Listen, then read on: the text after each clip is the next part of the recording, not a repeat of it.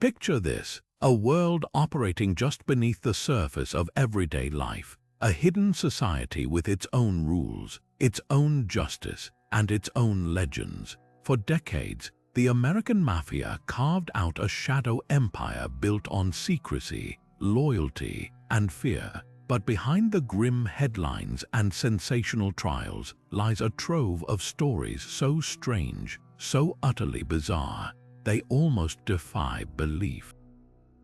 We're not just talking about the usual tales of power and betrayal. We're delving into moments where the line between ruthless criminal enterprise and outright absurdity blurs beyond recognition. From botched hits that play out like dark comedies to schemes so audacious they border on madness, the history of the Mafia in America is filled with episodes that are shocking, darkly humorous, and utterly captivating. These are not the stories you've seen glamorized in movies or neatly summarized in history books.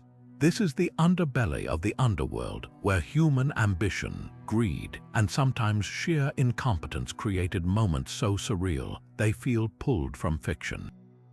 Imagine a mafia don who sidelines as a professional wedding singer, or a gangland assassination attempt foiled by something as simple as a screen door. Think about stolen goods that include a live lion, or a mobster who tries to bribe his way out of trouble using expired coupons. It's in these odd, almost unbelievable details that the true character of this hidden world emerges, not just as a monolith of violence and power, but as a collection of flawed, unpredictable people whose choices sometimes led them into the realm of the downright weird. What you're about to experience is a journey into that hidden dimension, as we explore 32 of the most peculiar mafia stories in United States history. Each one is a window into a world where the rules of ordinary life don't apply, and where the consequences are often as strange as the crimes themselves. You'll hear about plots that unravel in the most unexpected ways, alliances that collapse over the pettiest disputes, and moments of sheer luck or misfortune that change the course of criminal history. So settle in and open your mind to the unbelievable, because what follows is a ride through the shocking, the darkly funny, and the utterly captivating sagas that prove truth really is stranger than fiction. And the sheer audacity we often associate with the mob wasn't always reserved for banks or armored cars. Sometimes it was directed at something far more gauder. Our first story begins not in the back alleys of New York or Chicago, but in the dairy heartland of America, Wisconsin. In the early 1980s, a Bonanno family associate named Mikey Cigars Di Leonardo had a brilliant, if not slightly bizarre, idea for a side business.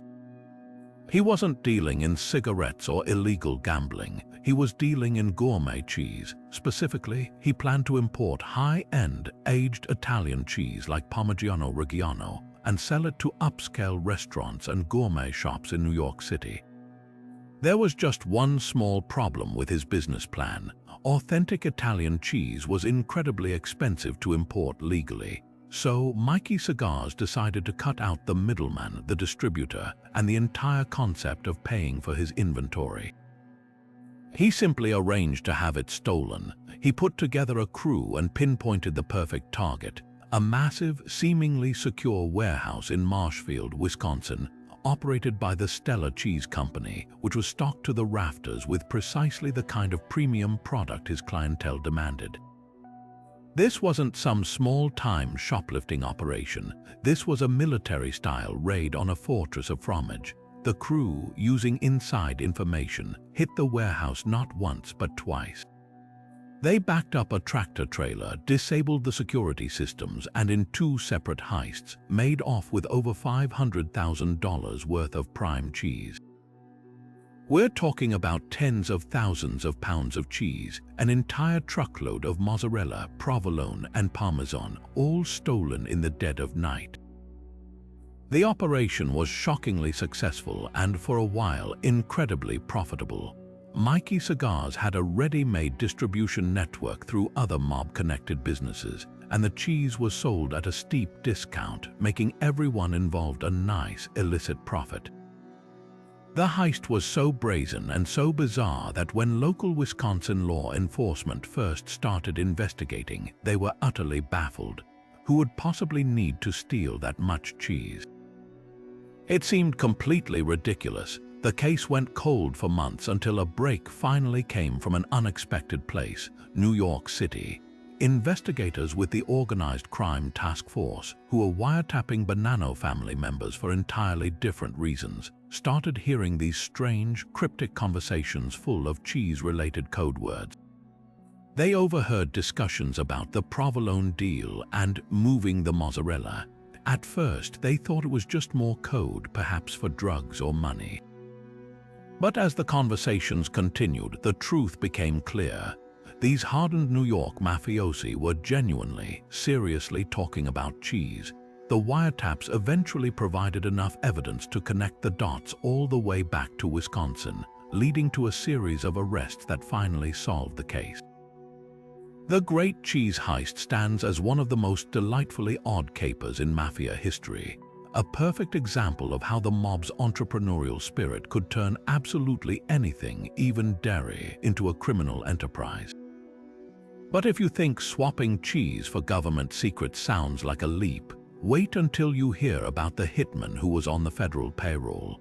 The story of Gregory Scarpa Sr. is perhaps the most morally convoluted and outright bizarre chapter in the entire history of American organized crime. For over 3 decades, Scarpa wasn't just a member of the Colombo crime family. He was one of its most feared and violent enforcers, a man who earned the chilling nickname, the Grim Reaper, for his ruthless efficiency as a killer. But in a stunning twist that defies all logic, he also held another, far more protected title. He was a top-echelon confidential informant for the Federal Bureau of Investigation. This wasn't a fleeting arrangement or a one-time deal brokered under pressure. This was a long-term, active partnership where Scarpa would routinely meet with his FBI handler, often in the front seat of a car, exchanging priceless intelligence on his rivals for cash, favors, and a staggering degree of protection from prosecution. The relationship began in the early 1960s, cultivated by a particularly ambitious FBI agent named Anthony Villano. The Bureau saw Scarpa as an unparalleled asset, a golden ticket into the inner workings of the mafia. He provided detailed, real-time information on everything from leadership structures and upcoming meetings to plots for murder. In return, the FBI essentially gave him a license to operate with impunity. They would warn him about pending indictments, tip him off to wiretaps, and even provide him with information he could weaponize against his enemies within the mob. In one particularly shocking instance, his handler reportedly gave him the address of a missing civil rights worker in Mississippi during the infamous Freedom Summer of 1964. Information Scarpa then used to brutally extract a confession from a Ku Klux Klan member. The FBI got a win in a high-profile case, and Scarpa got to play vigilante, all while his violent criminal enterprise continued unabated back in New York. The arrangement created a feedback loop of carnage and corruption. The intelligence Scarpa gave the FBI was often used to dismantle the families of his rivals, effectively doing his dirty work for him and strengthening his own position within the Colombo organization. He was literally using the federal government as a weapon in his mob wars. Meanwhile, the very agents who were sworn to uphold the law were looking the other way as their prized informant committed murders, ran gambling rings, and trafficked drugs.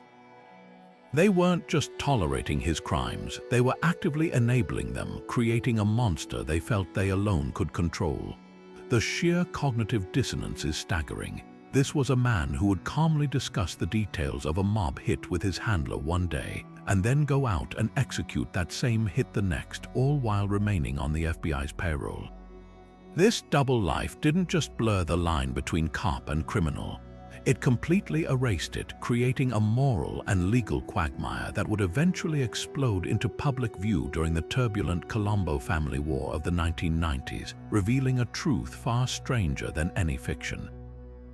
Yet for all the strange alliances and bizarre side hustles, Nothing quite captures the dangerous, paranoid heart of the mafia like a mountain of untraceable cash and the bloodshed required to keep it secret. The legendary Lufthansa heist at JFK Airport in 1978 is often remembered as the perfect crime, a meticulously planned operation that netted the robbers nearly $6 million in cash and close to $1 million more in jewels, a haul worth over $25 million today. But the real story, the truly bizarre and brutal chapter, isn't the robbery itself. It's the horrifically botched aftermath where greed and panic turned that incredible score into a cursed prize that almost nobody lived to spend. The mastermind, Jimmy Burke, was a feared associate of the Lucchese family known for his volatile temper and ruthless efficiency. He assembled a crew of experienced thieves, but to handle the actual inside work at the airport, he also brought in a handful of low-level, non-mob employees who had the necessary access and knowledge. The heist went off with astonishing precision, far smoother than anyone had anticipated. They were in and out of the LFK cargo building in under an hour, leaving behind a scene that would baffle investigators for years. For a brief, glorious moment, the crew was euphoric. They had pulled off the score of a lifetime, but that euphoria evaporated almost instantly, replaced by a cold, calculating paranoia from Jimmy Burke. He knew the weakest link wasn't the plan, but the people. The FBI would turn the city upside down looking for that money, and the first place they'd look was at the known associates of everyone involved. He decided that loose ends simply could not be tolerated. What followed was one of the most savage and systematic purges in American criminal history. Instead of a celebration, the heist triggered a murderous frenzy. Burke and his inner circle began methodically eliminating everyone who had even a peripheral connection to the job. It wasn't just about keeping quiet, it was about keeping all the money. The first to disappear was the inside man, Louis Werner, whose gambling debts had inspired the heist in the first place. He was lured to a social club and executed. Then came the others. Joe Manri and Angelo Seep were shotgunned in a car. Tommy DeSimone, a notoriously unstable hothead, was lured to a fake induction ceremony into the mafia only to be murdered himself. Parnell Stacks Edwards, the getaway driver tasked with disposing of the truck, made the fatal mistake of getting high instead of following orders. He was found bludgeoned to death in his apartment. The hits were swift, cold, and total. Even members of Burke's own crew who had participated began to vanish, their shares absorbed back into his coffers. The sheer scale of the betrayal was breathtaking. These weren't just faceless associates. In many cases, these were men who had socialized together, whose families knew each other. The promise of immense wealth instantly vaporized any notion of loyalty or honor among thieves. The aftermath became a darkly ironic twist on the heist genre. The perfect crime was followed by the perfectly disastrous cleanup, a self-inflicted massacre that drew more attention than the robbery itself. The incessant disappearances and gruesome discoveries created a body count so high it became impossible for law enforcement to ignore, eventually providing the pressure points that would lead to Burke's downfall. The cursed money from Lufthansa bought no one happiness. For most, it only bought a one-way ticket to a shallow grave, a stark lesson in how the mob's greed could consume even its own. While the Lufthansa aftermath revealed the mob's capacity for brutal internal violence, the relationship between organized crime and the federal government often took on a far more surreal, almost comical quality. Imagine the sheer audacity required to not only recognize you're under constant surveillance, but to then take your surveillors to court over a matter of suburban etiquette. This is precisely what happened in the late 1980s when a New Jersey mobster named Anthony Tumac Etc. decided he'd had enough of the FBI's lousy parking habits. Etc. was no small-time hood. He was the alleged street boss of the Lucchese crime family's powerful New Jersey faction, a man suspected of overseeing everything from racketeering to murder. And yet, his biggest gripe wasn't with rival gangs or potential informants, it was with the terrible condition of his pristine lawn. For years, the FBI had maintained a relentless surveillance operation on Exetero's comfortable home in a quiet, well-kept neighborhood in Springfield, New Jersey. This involved agents in various vehicles, vans, sedans, sometimes even U-Haul trucks parked up and down his street for days and weeks on end. They were there to log his visitors, monitor his movements, and gather evidence. But from Exetero's perspective, they were primarily there to ruin his curb appeal.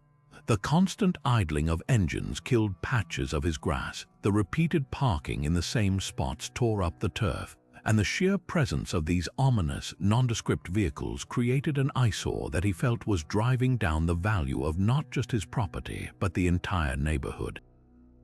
It was a bizarre collision of TWO Chinese letter Chinese letter Chinese letter Chinese letter Chinese letter WORLDS, high-stakes federal investigations and the mundane concerns of suburban homeownership. Frustrated beyond measure, Exetero and his wife, Dolores, decided to fight back not with threats or violence, but with the very tool the government itself used, the law. In a move that left legal observers both baffled and amused, the couple filed a formal lawsuit against the Federal Bureau of Investigation. The suit didn't challenge the legality of the surveillance or claim any violation of his rights. Instead, it focused on the very specific tort of property damage. The claim was straightforward. The FBI's operations were causing physical damage to their lawn and were an intentional infliction of emotional distress.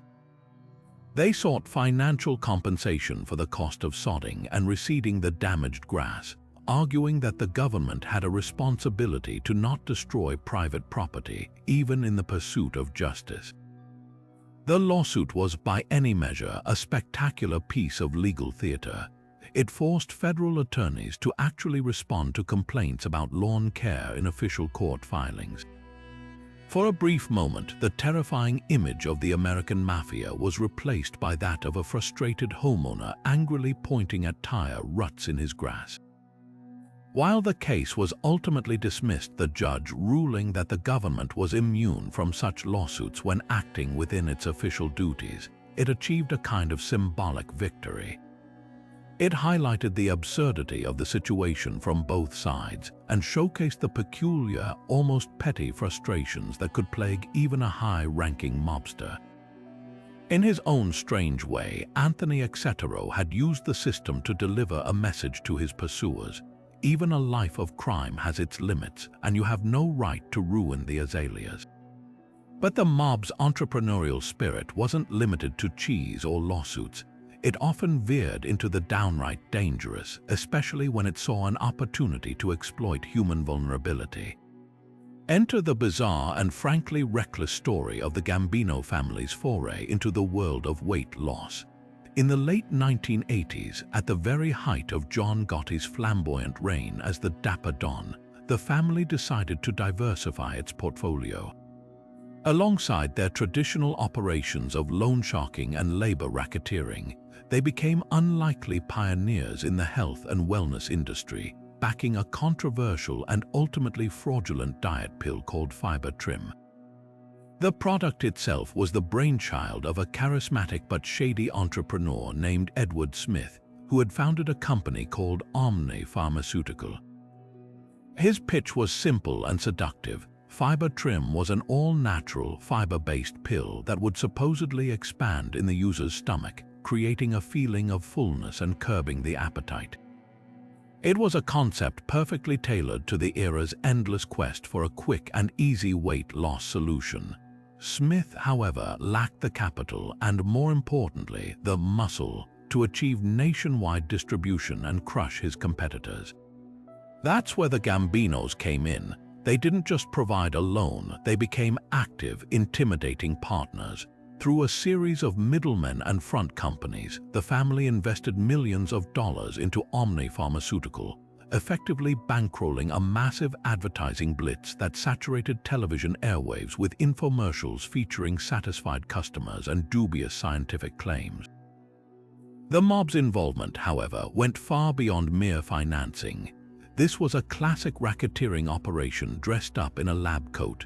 Gambino soldiers were dispatched to strong-arm their way into the supply chain, threatening retailers and distributors to ensure FibreTrim got prime shelf space. They also targeted rival diet pill companies with a campaign of fear, using threats of violence to persuade them to abandon the market or be absorbed. The family even strong-armed a major vitamin manufacturer into producing the pills at a drastically reduced cost, all to maximize their own profits. For a short while, the scheme was a spectacular success. FibreTrim became a bestseller, raking in an estimated $1 million a week at its peak. The Gambino family was literally getting rich off America's desire to be thin. But the entire enterprise was built on a foundation of lies and impending disaster. Almost immediately, the product ran into serious trouble. The Federal Trade Commission and the Food and Drug Administration began investigating Omni for false advertising and making unsubstantiated medical claims. Worse yet, reports started flooding in from consumers and doctors about severe adverse reactions. Instead of being a harmless fiber pill, investigations revealed that FibreTrim contained a potent, unlisted laxative and a dangerous appetite suppressant that could cause heart palpitations, dehydration, and other serious health issues. The miracle pill was in reality a potentially harmful concoction. As legal and regulatory pressure mounted, the house of cards began to collapse. The mob's solution to this problem was not to recall the product or address the health concerns, but to simply strip the company of its remaining assets and abandon ship, leaving Edward Smith to face the mounting lawsuits and federal charges alone. The FibreTrim saga stands as a perfect, if unsettling, example of the mob's cynical opportunism, showing how it was willing to jeopardize public health for a quick profit, turning the American dream of easy weight loss into a dangerous and fraudulent nightmare. Of all the strange and dangerous schemes the American mafia ever dreamed up, perhaps none was more audacious, more globally consequential, or more utterly surreal than the time a Colombo family soldier decided to get into the international arms dealing business. This wasn't about moving stolen guns or even military-grade explosives. This was about brokering the sale of one of the most controlled and dangerous substances on the planet, weapons-grade plutonium, and the nuclear reactor needed to use it. The man at the center of this mind-boggling plot was not a shadowy figure from a spy novel, but a balding, middle-aged gangster from Brooklyn named Anthony "the Fox" DiVincenzo. In the early 1970s, DiVincenzo, a made member of the Colombo family, was introduced to a pair of shady businessmen who claimed to have connections to a major energy corporation. These men presented him with an unbelievable opportunity. They said they had access to a fully functional 40-megawatt nuclear reactor, complete with fuel rods containing enough weapons-grade plutonium to potentially build a nuclear device. Their buyer, they claimed, was a representative of a foreign government. Though the exact nation remains shrouded in mystery to this day, some speculation pointed to Pakistan or a Middle Eastern state desperate to jumpstart a nuclear program. DiVincenzo, seeing a commission that could reach into the millions, didn't hesitate. He saw it as just another deal, another score, albeit on a scale he had never imagined. He immediately took the proposal to his superiors in the Colombo family, who, after likely recovering from the shock, gave their blessing for him to act as the broker. What followed was a series of meetings that felt like a bizarre cross between a Martin Scorsese film and a Tom Clancy thriller. DiVincenzo, the quintessential New York gangster, found himself negotiating with sophisticated, well-dressed men who discussed megawatts and isotopes with the same casual intensity he usually reserved for discussing sports betting odds or juice loans. The negotiations were complex, involving enormous sums of money and intricate logistics for transporting the incredibly hazardous material. At one point, the discussions even included the potential construction of a dummy corporation to facilitate the sale and throw off any international regulators. DiVincenzo operated with the same blunt, intimidating tactics he used in his other criminal endeavors, seemingly oblivious to the apocalyptic implications of what he was peddling. To him, the reactor was just another piece of merchandise, albeit the most expensive one he had ever handled. The entire scheme, however, was doomed from the start, and not because of the moral qualms of the mafiosi involved. Unbeknownst to DiVincenzo and his associates, the whole operation was being closely monitored by federal agents. One of the men who had initially approached the mobster was in fact an undercover informant for the Federal Bureau of Investigation. The buyer from the foreign government was also an agent, part of an elaborate sting designed to snare anyone foolish enough to traffic in nuclear materials. The FBI let the talks progress just far enough to gather overwhelming evidence before moving in to make arrests. In 1976, Anthony DiVincenzo and several of his co-conspirators were indicted on a slew of charges, including conspiracy to violate the Atomic Energy Act. The case sent shockwaves through the law enforcement and intelligence communities, not because the mob had succeeded, but because they had even tried. It revealed a terrifying truth that organized crime was willing to operate in any black market, no matter how deadly, if the price was right. The gangster who tried to sell a nuclear reactor became a chilling symbol of the mob's limitless ambition, a stark warning of how far they would go when traditional rackets weren't enough. Of course, the most infamous intersection of organized crime and American sports didn't involve cheese or diet pills, but the very soul of the national pastime itself. The story of the 1919 World Series fix is so deeply woven into the fabric of American culture that it feels almost mythical, but the reality is far stranger and more sordid than the legend. It's a tale not of a complex, masterful criminal operation, but of stunningly simple corruption, staggering greed, and the profound gullibility of a group of athletes who believed they could outsmart the underworld. And at the center of it all was a man who barely had to lift a finger to make it happen, the brilliant, icy, and utterly ruthless gambler Arnold Rothstein. The setup was seemingly perfect for a scandal. The American League champion Chicago White Sox were, by every measure, one of the greatest baseball teams ever assembled, a powerhouse squad featuring legendary players like shoeless Joe Jackson and pitcher Eddie Cicotte. They were heavily favored to demolish their National League opponents, the Cincinnati Reds, but within the White Sox clubhouse, a deep and bitter resentment was festering. The team's notoriously miserly owner, Charles Comiskey, was widely hated by his own players. He underpaid them, allegedly withheld promised bonuses, and even charged them to launder their own uniforms. This atmosphere of exploitation created a fertile ground for temptation, and the first seed was planted by a small-time hustler and Sox gambler named Joseph "Sport" Sullivan. He knew the players were unhappy and saw a monumental opportunity. Sullivan's idea was breathtakingly simple: approach the disgruntled stars and offer them a life-changing amount of money, more than Comiskey would ever pay them, to intentionally lose the World Series. He initially took the proposition to Arnold Rothstein, the undisputed king of New York gambling and a financier of illicit ventures, seeking the $80,000 needed to pay the players. The legend often paints Rothstein as the master puppeteer, but in reality, his genius was in his calculated restraint. He initially turned Sullivan down, skeptical that such a fix could actually be pulled off. He was a businessman, not a reckless gambler, but when the plot was brought to him again through other channels, including his own associate, former featherweight boxing champion Abe Attell, Rothstein saw the potential.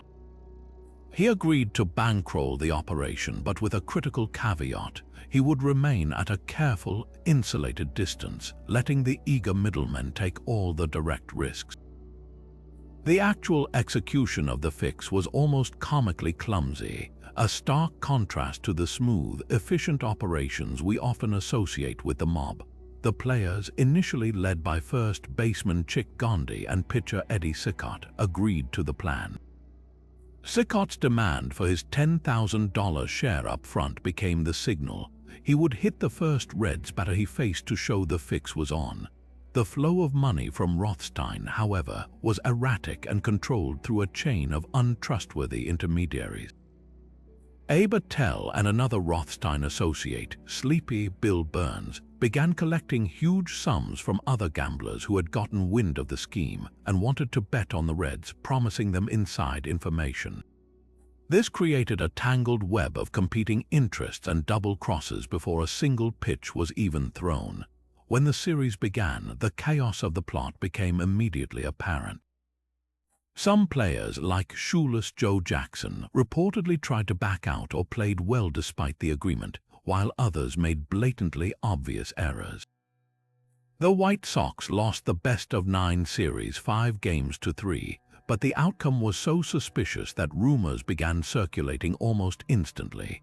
Despite the players receiving only a fraction of the money they were promised, much of it pocketed by the middlemen, the scandal was too big to stay hidden.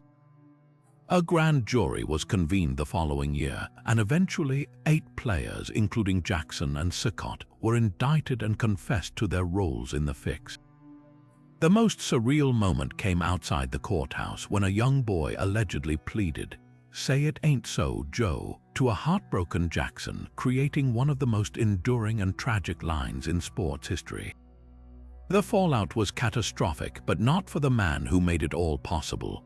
The 8 Black Sox players were all acquitted in a criminal trial due to lost evidence and recanted confessions, but they were immediately and permanently banned from baseball for life by the game's new commissioner, Kennesaw Mountain Landis, in an effort to restore the sport's integrity. The small-time gamblers and intermediaries were slapped on the wrist. Arnold Rothstein, however, emerged completely unscathed. When called to testify, he calmly and convincingly denied any involvement, and without concrete evidence directly tying him to the payments, he walked away untouched. He had orchestrated the most devastating sports scandal in American history without ever placing a direct bet on the series himself, a perfect demonstration of his criminal philosophy. The smartest man in the room is not the one taking the risk, but the one financing it from the shadows. The Black Sox scandal wasn't just a story of fallen heroes. It was a masterclass in underworld economics, proving that the most powerful weapon in organized crime isn't always a gun, but a bankroll and the willingness to let others make the stupid mistakes. And if the Black Sox scandal showed the mob's cold calculation, the funeral of a relatively minor gangster a few decades later would demonstrate its capacity for pure, unadulterated spectacle. Forget a simple pine box or even a lavish mahogany casket. One man's final request was so audaciously vain, so utterly fixated on the trappings of wealth and speed, that it turned his burial into a permanent monument to his own ego. This is the story of Charles Lucky Luciano's former driver, a man named James "Jimmy the Bug" Ferrazzo, who insisted on being laid to rest not in a coffin, but inside a full-size replica of his favorite car, a 1974 Cadillac Eldorado. Ferrazzo wasn't a famous don or a feared hitman. His claim to fame was his longtime role as a chauffeur and bodyguard for the legendary Luciano. But in the world of the mob, even a driver could cultivate an outsized persona, and Jimmy the Bug was a character known for his flashy style and his need for speed. He loved cars and he loved the status they conveyed, so when he passed away in 1979, his final wishes were specific and utterly bizarre. He had pre-arranged and prepaid for a custom casket that would be the ultimate expression of his life's passion. A solid bronze casting sculpted into the exact shape of a Cadillac convertible, complete with detailed fins, chrome bumpers, working headlights, and even custom license plates that simply read "Speedy." The creation of this metallic marvel was an undertaking in itself. A foundry in New Jersey was commissioned to build it, a process that reportedly cost tens of thousands of dollars, a massive sum at the time. The result was less a coffin and more a piece of surreal automotive art, weighing several tons and requiring a special hydraulic lift just to lower it into the ground. The funeral procession to the St. John Cemetery in Queens was a spectacle that drew massive crowds and media attention. The bronze Cadillac was displayed on a flatbed truck for all to see, its shiny surface and sleek lines gleaming under the sun, a bizarre and garish contrast to the rows of traditional headstones it passed. For the assembled mobsters, friends, and family, it was a final, fitting tribute to a man who lived his life in the fast lane. For everyone else, it was a bewildering display of hubris and oddity. The ceremony was a perfect blend of traditional Catholic mourning and pure theatrical showmanship. As priests offered prayers, the car's iconic headlights were switched on, symbolizing one last journey. It was then carefully maneuvered over the open grave and slowly lowered into the earth, not with ropes but with a powerful crane that groaned under the incredible weight. The entire event felt like a scene from a particularly eccentric gangster film, a surreal farewell that celebrated material wealth and personal vanity even in the face of death. Jimmy the Bug's final resting place wasn't marked by a simple stone. It was a permanent, undisguised monument to a car, ensuring that his legacy would forever be one of speed, style, and sheer, undeniable weirdness. It remains one of the most visually striking and strangely poignant symbols of the mob's unique culture, where even the end of life was an opportunity for a grand and utterly peculiar statement. But if a bronze Cadillac coffin represents the mob's flair for the dramatic, a plot hatched in the humid underbelly of New Orleans proves their ambition could also curdle into something far more sinister and bizarre. For most organized crime figures, dealing with a determined federal prosecutor was an occupational hazard, a problem typically met with intimidation, bribery, or in the most extreme cases, a straightforward application of violence. But Carlos Marcello, the longtime and notoriously cunning boss of the New Orleans crime family, was not most men. When he set his sights on a particularly dogged Justice Department attorney named John Valls, he didn't just want him dead. He wanted his death to be a message, a terrifying spectacle of invisible, untraceable retribution. The method he chose was so convoluted, so utterly outlandish, that it sounds less like a mafia hit and more like the plot of a discarded James Bond script. The year was 1966, and John Valls was a relentless prosecutor who had made it his mission to break Marcello's grip on the city. He was closing in, using every legal tool at his disposal, and the pressure was becoming intolerable for the crime boss. A standard assassination was too risky. It would be immediately traced back to him and would only bring the full fury of the federal government down upon his organization. Marcello wanted something deniable, something that would look like a tragic accident or a mysterious illness. According to later testimony from a trusted associate, Marcello settled on a plan of breathtaking absurdity. He proposed having one of his men befriend Valls, gain his trust, and then present him with a gift, a stylish, expensive sports jacket. This was no ordinary piece of clothing, however. It would be specially treated. The lining would be infused with a deadly, slow-acting poison, perhaps a potent nerve agent or a toxic chemical powder. The idea was that Valls would wear the jacket, the poison would be absorbed through his skin over time, and he would eventually sicken and die without a single bullet being fired or a shred of direct evidence left behind. The sheer number of things that could go wrong with this scheme is almost comical. First, the associate would have to successfully befriend one of the men dedicated to putting him in prison, a prosecutor who would be inherently suspicious of any overture from the Marcello orbit. Then he would have to somehow know Valls's exact jacket size to ensure the gift would actually be worn.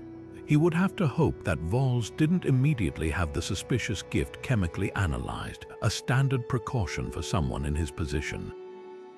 And finally, the poison itself would have to be effective enough to work through skin contact but slow-acting enough to not raise immediate alarms, all while not accidentally sickening the courier or the store clerk who sold it. It was a Rube Goldberg machine of a murder plot, requiring a perfect alignment of countless unpredictable variables. Unsurprisingly, the plan failed before it even got started.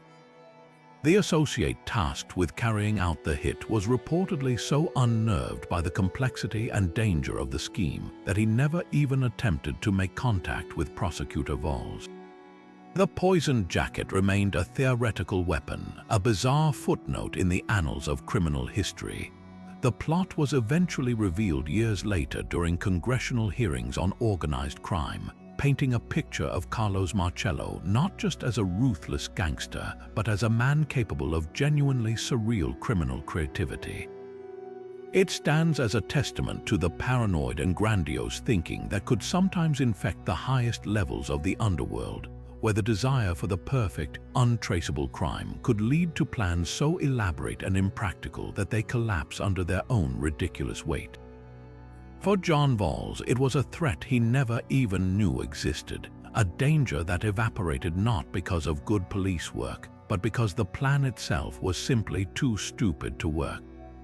While the mob dabbled in nuclear material and diet pills, their most audacious and profitable scheme was hiding in plain sight, quite literally forming the very foundation of modern New York City.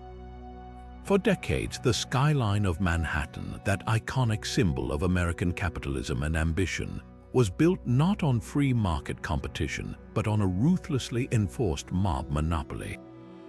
This wasn't about shaking down a few construction sites for protection money. This was about absolute control over the most vital ingredient in urban development, concrete.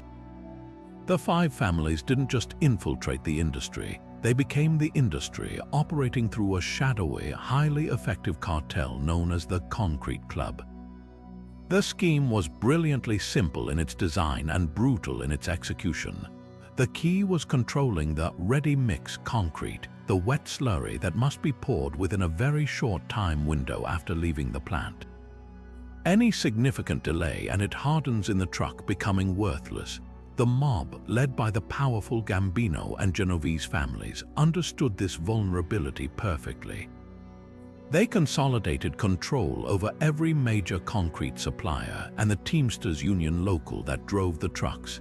If a developer wanted to build a major high-rise in Manhattan, they had no choice. They had to buy their concrete from a mob-approved company at a mob-inflated price, and they had to use a mob-approved Teamster to deliver it. Refusing meant your concrete would never arrive on time, your construction site would be hit with debilitating strikes and accidents, and your multi-million-dollar project would quickly become a financial disaster. The club itself was a council of representatives from the five families who met secretly to allocate projects and set prices. There was no competitive bidding. When a new skyscraper was planned, the club would decide which family owned that job. The chosen family would then give the developer a single, non-negotiable price for the concrete, often 30 to 50% higher than the fair market value. The other families would submit intentionally higher, non-competitive bids to maintain the illusion of a bidding process. This ensured there was no fighting between the families over the massive profits, which were estimated to be in the hundreds of millions of dollars. They had turned cutthroat competition into a perfectly organized, peaceful, and immensely lucrative racket. Every famous building erected from the 1950s through the 1980s, the World Trade Center, the Trump Tower, the Jacob K. Javits Convention Center was built with mob-controlled concrete. The modern silhouette of Manhattan was quite literally poured by the mafia.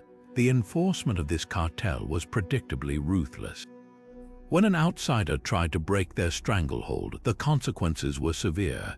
In one infamous case, a legitimate concrete company from the Bronx called P&C Concrete tried to win a contract by undercutting the mob's price. The owner, Paul Castellano, was no relation to the Gambino boss but shared his unfortunate name. He was first threatened. When he refused to back down, he was ambushed and shot 6 times in the head in his car.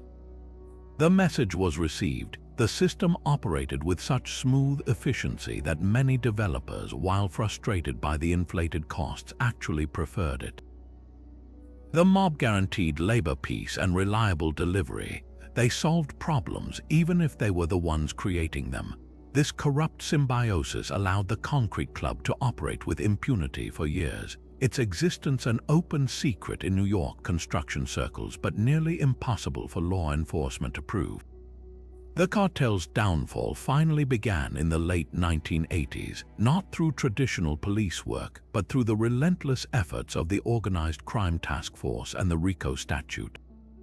Investigators used wiretaps to eavesdrop on the mundane yet damning conversations of mobsters discussing pouring yards and allocating the job on 3rd Avenue as casually as businessmen discussing quarterly reports. The sheer scale of the evidence was overwhelming. The subsequent indictments and trials, most notably the prosecution of Gambino underboss Sammy "the Bull" Gravano, who testified in detail about the scheme, exposed the incredible reach of the corruption. The concrete club was dismantled, its leaders sent to prison, and the cost of construction in New York City reportedly dropped overnight.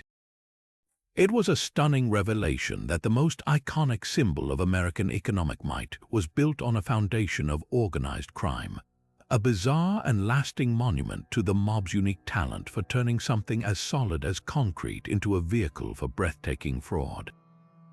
Yet for all the grand schemes and billion-dollar concrete cartels, the world of the mafia could also be brought to the brink of chaos by something as trivial as a piece of china.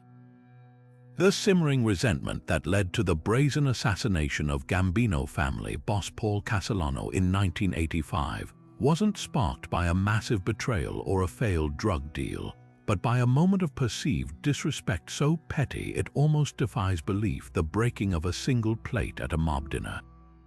This seemingly minor incident between Castellano and a powerful, respected capo named Frank DeSicco became a powerful symbol of the deep cultural rift tearing the Gambino family apart, a crack in the foundation that would eventually widen into an abyss. The dinner was a traditional mob gathering, a chance for the family's leadership to break bread and discuss business in a relaxed setting. Paul Castellano, who had taken over the family after the death of his brother-in-law Carlo Gambino, presided over the meal. He had always been an atypical boss, where others were street-level brawlers. Big Paul was a businessman who preferred to operate from his sprawling estate on Staten Island, which he'd ironically named the White House. He was distant, arrogant, and increasingly focused on the high-finance rackets like the Concrete Club, often looking down on the more traditional, grittier street operations that were the lifeblood of his crews. On this particular evening, as the meal was being cleared, an associate accidentally dropped and shattered a plate. The room fell silent. In the superstitious, protocol-obsessed world of La Cosa Nostra, this was a bad omen, a sign of disrespect to the host and the family. All eyes turned to Castellano, waiting to see how he would handle the breach of etiquette. The boss, known for his volcanic temper and sense of superiority, chose this moment to publicly humiliate one of his most capable and well-liked captains. He didn't yell at the clumsy associate. Instead, he turned his fury on Frank DeSicco, the man who had brought the young associate to the dinner as his guest. Castellano began screaming at DeSicco, berating him for his poor judgment in bringing such an incompetent, clumsy fool into their home. He dressed him down in front of the entire assembled leadership, questioning his intelligence and his respect for the family over a simple, accidental mistake. For DeSicco, a man of immense pride and stature within the organization, this was an unforgivable insult. It wasn't about the plate, it was about the blatant disregard for his status and the public shaming from a boss who seemed to have lost touch with the men who actually ran his streets.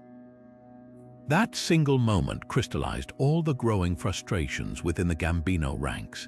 Castellano's aloof, corporate style was alienating the old-school gangsters who believed in the hands-on approach. His heavy-handed punishments and perceived greed, he was taking a larger cut from the crew's profits to fund his lavish lifestyle, were creating widespread resentment. The broken plate incident became a story told and retold in social clubs and bars, a perfect anecdote to illustrate why Big Paul had to go. He wasn't just a tough boss, he was an insulting one, a man who valued fine china over the loyalty of his own men. Frank DeSicco, once a Castellano loyalist, became a key conspirator in the plot to overthrow him, aligning himself with the ambitious and wildly popular underboss who represented the opposite of everything Castellano stood for, John Gotti. Gotti was a street guy, a flamboyant man of the people who understood the value of respect and loyalty.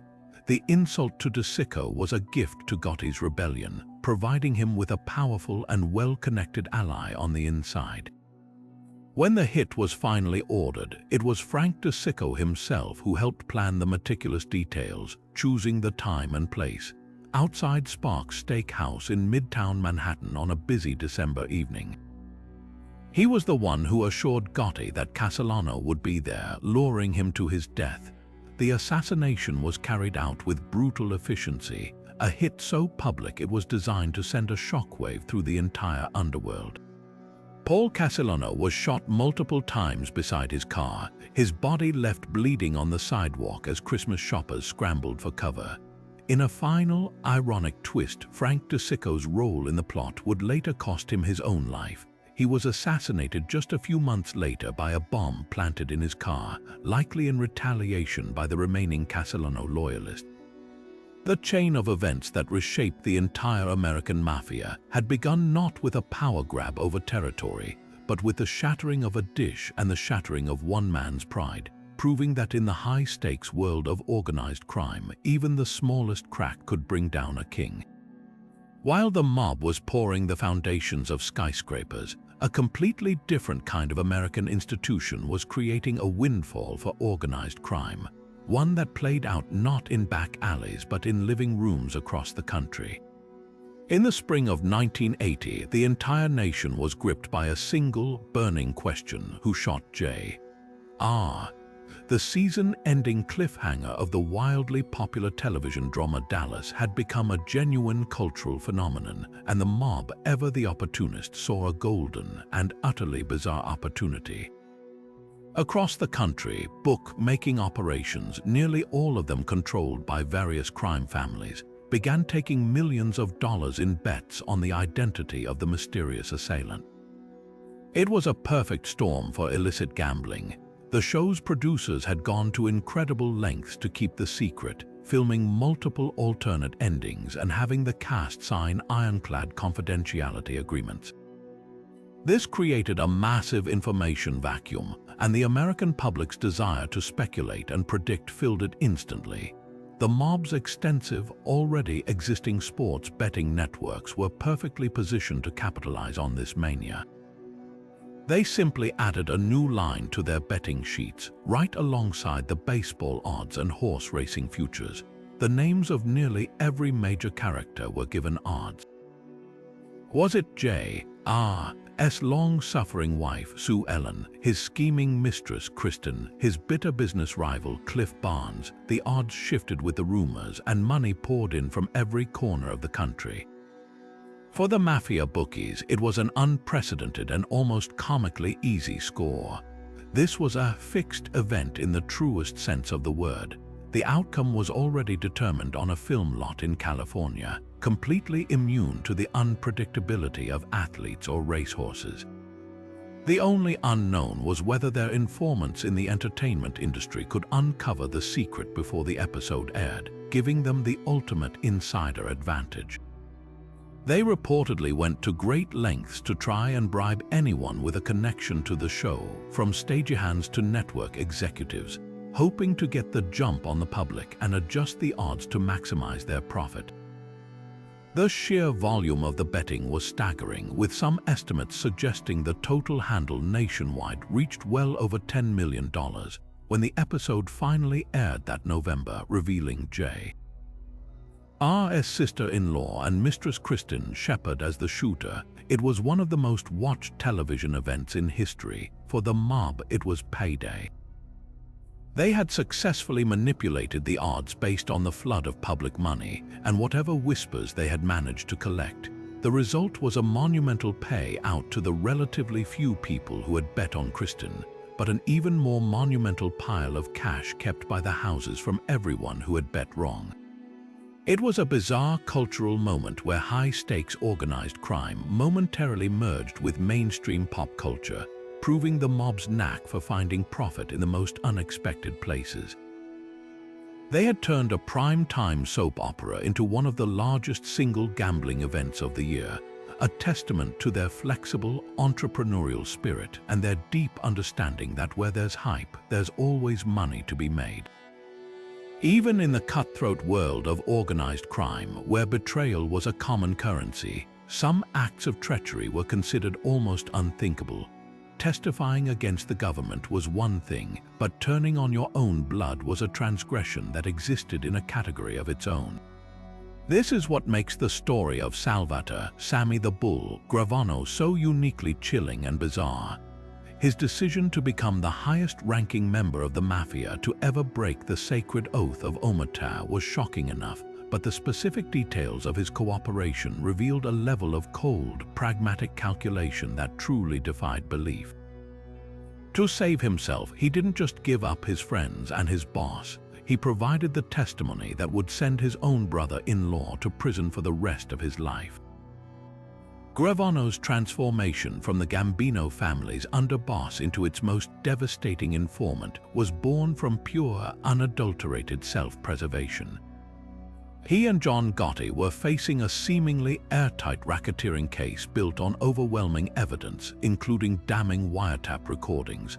Gotti, ever the flamboyant showman, was prepared to go down swinging, relying on his ability to charm and manipulate a jury.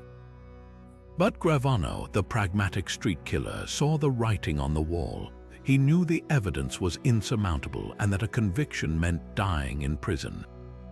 The federal prosecutors, recognizing his value, offered him a deal he couldn't refuse: a drastically reduced sentence in exchange for his full and complete cooperation. For a man who had orchestrated 19 murders, the choice was simple. The code of silence, the loyalty to the family, the honor among thieves, it all evaporated in the face of a life sentence. What followed was a cooperation agreement of unprecedented scope and brutality. Gravano sat down with prosecutors and, over the course of many months, calmly and methodically detailed the inner workings of the Gambino crime family. He confessed to his own role in murders, described the mechanics of the concrete club, and named names.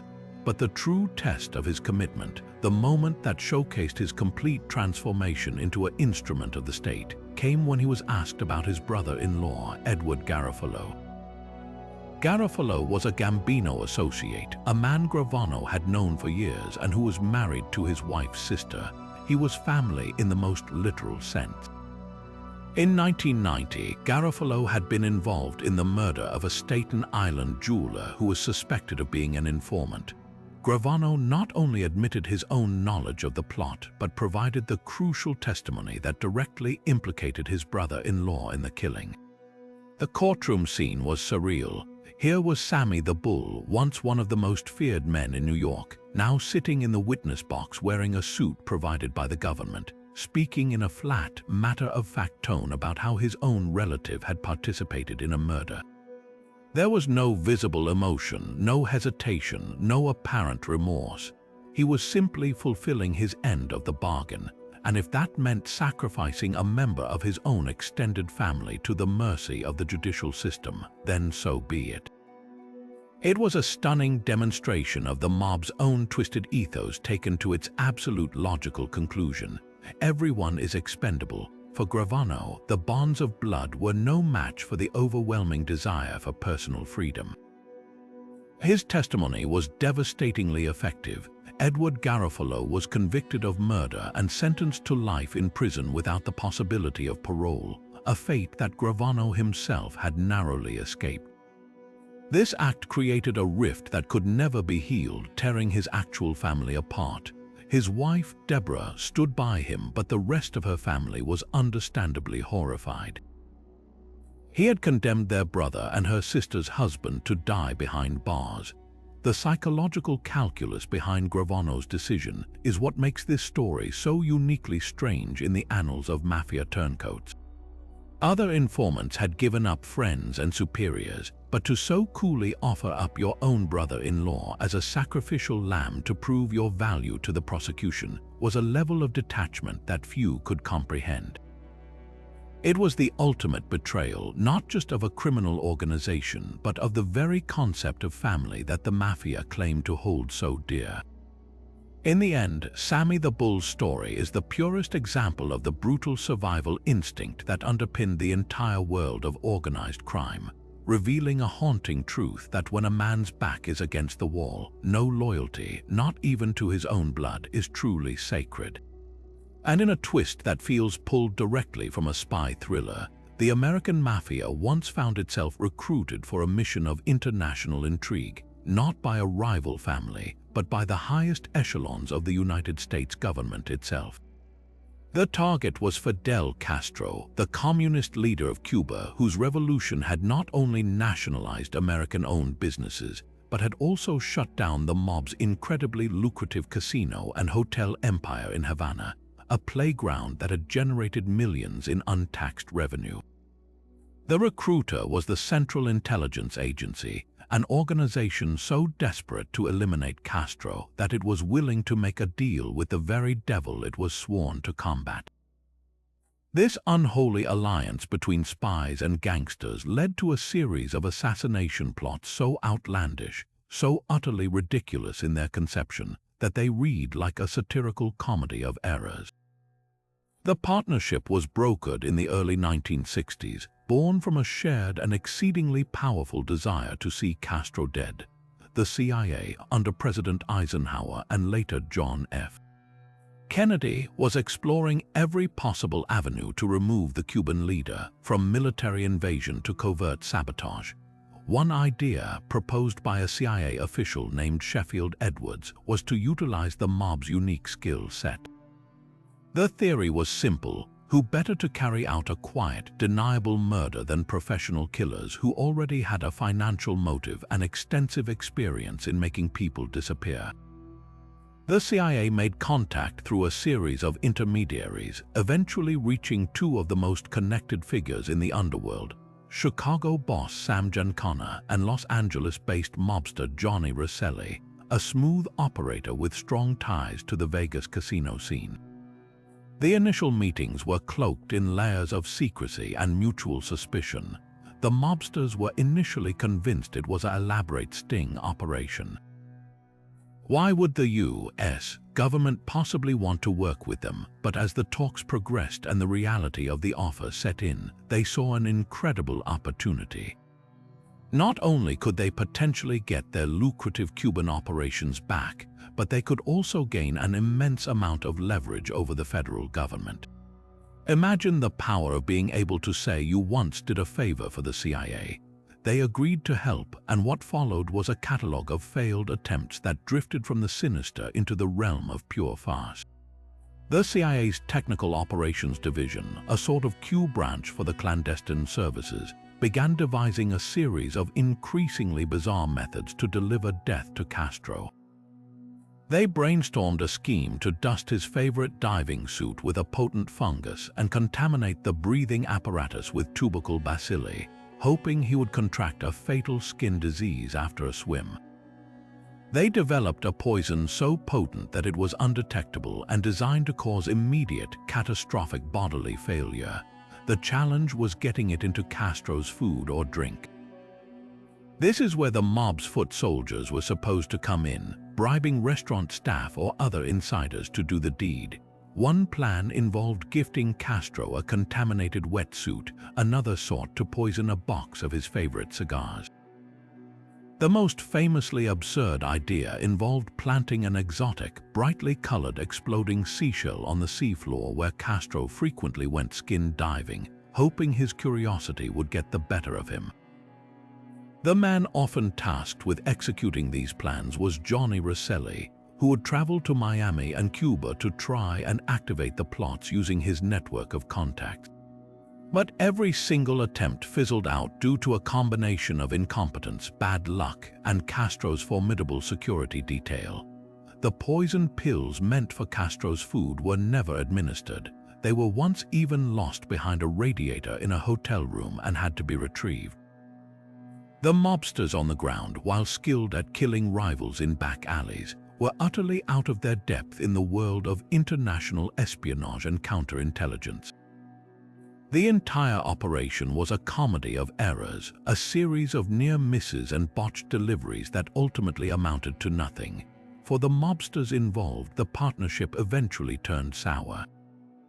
They felt they had held up their end of the bargain, risking their lives and their freedom, but Castro remained firmly in power. Sam Giancana in particular grew increasingly paranoid, convinced the CIA had never been serious and had simply been stringing them along to see how far they would go. The whole sordid affair was eventually exposed in the mid-70s during the Church Committee hearings, a Senate investigation into the intelligence community's illegal activities.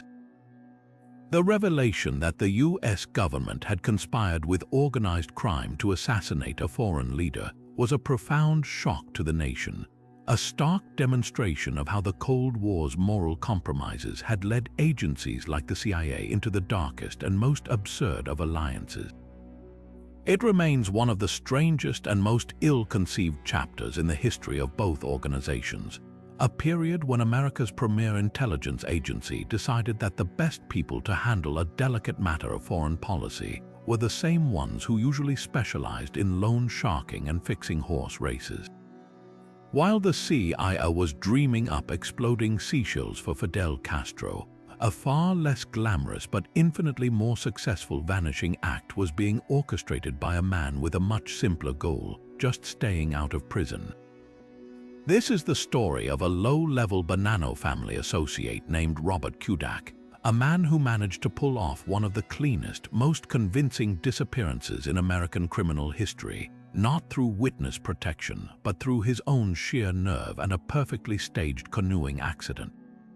His plan was so effective that for over 2 decades, the FBI, the New York Police Department, and even his own mafia associates were completely convinced that he was dead.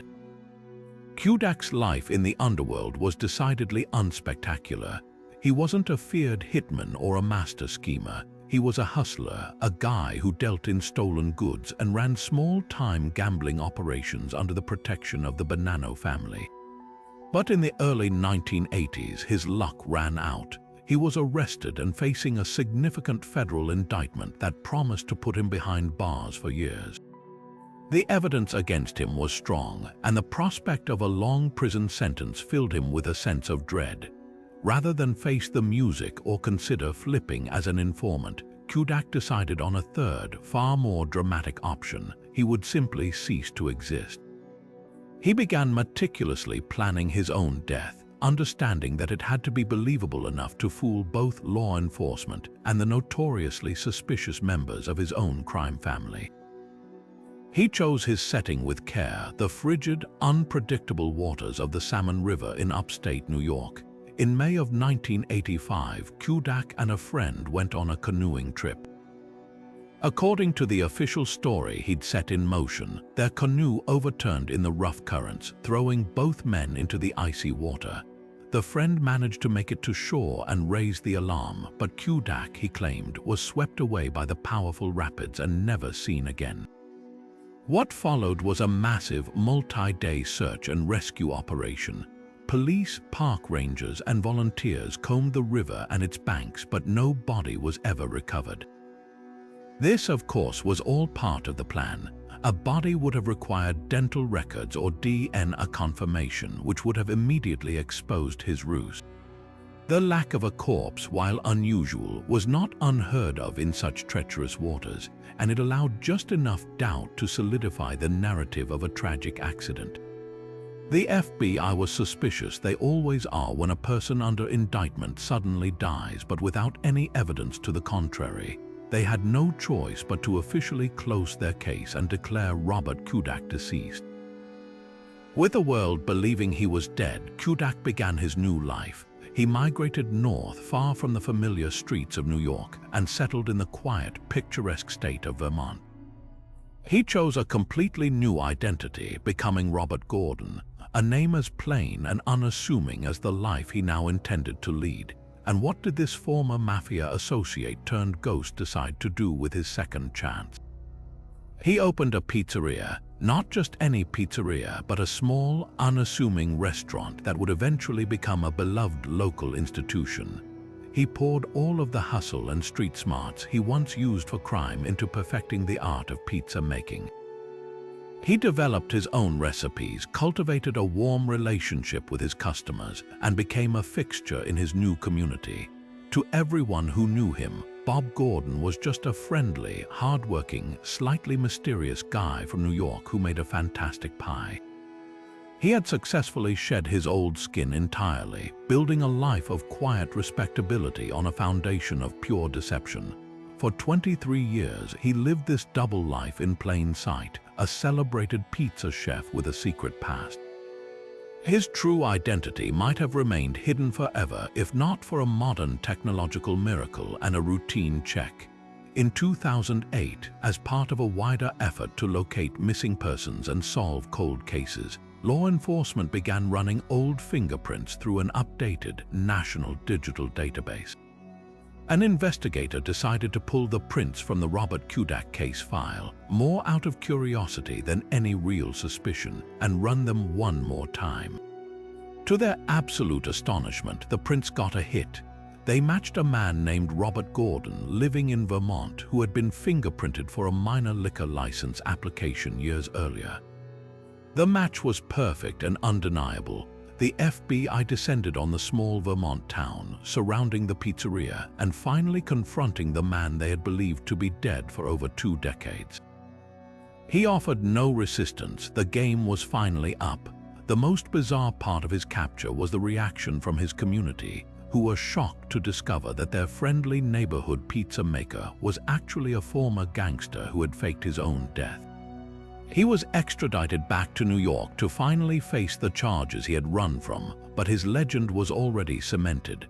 Robert Kudak, the gangster who preferred pizza to prison, had pulled off a vanishing act so perfect it was worthy of a Hollywood script, proving that sometimes the most effective escape plan doesn't require a government deal, just a good story and a cold river.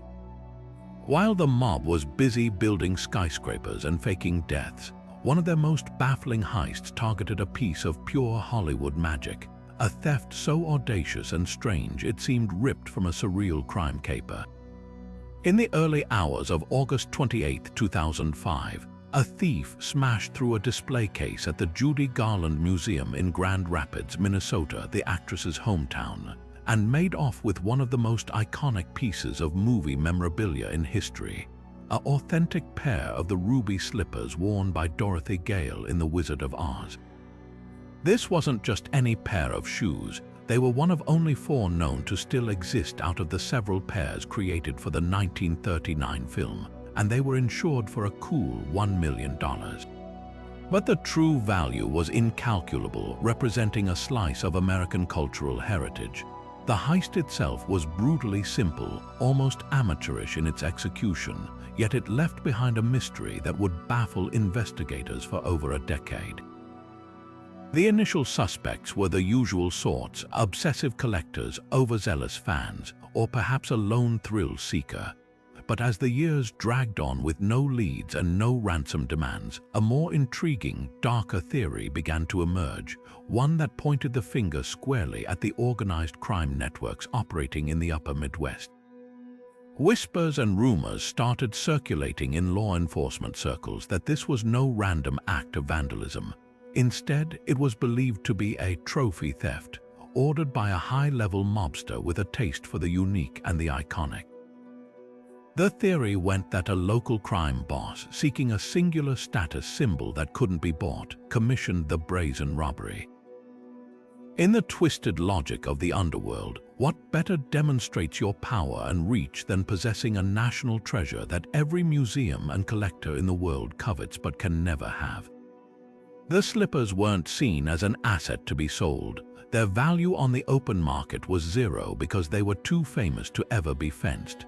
They were instead the ultimate conversation piece, a secret prize to be shown off to trusted associates in a private vault as proof that their owner operated by his own rules, beyond the reach of any law or cultural norm.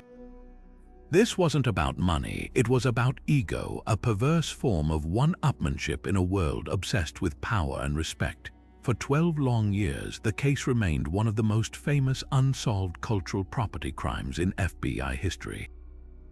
The slippers had seemingly vanished into thin air, much like Dorothy returning to Kansas. That is, until 2017, when the Bureau finally got a major break. An unnamed individual came forward, claiming that a Minnesota businessman with connections to the underworld had been trying to find a buyer for the slippers, seeking a ransom payout from the insurance company in exchange for their return. This tip launched a sophisticated, year-long undercover sting operation.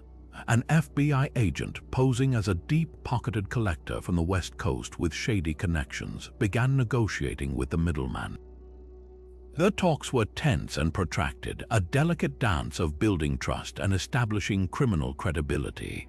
The supposed seller was incredibly cautious, paranoid about walking into a trap, which only reinforced the theory that this was not the work of a simple thief, but of someone with experience in high-stakes illicit dealings.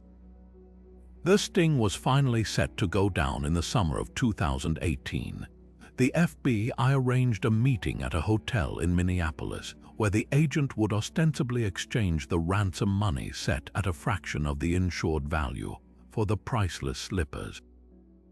When the middleman arrived and produced the shoes, a team of agents moved in to make the arrest.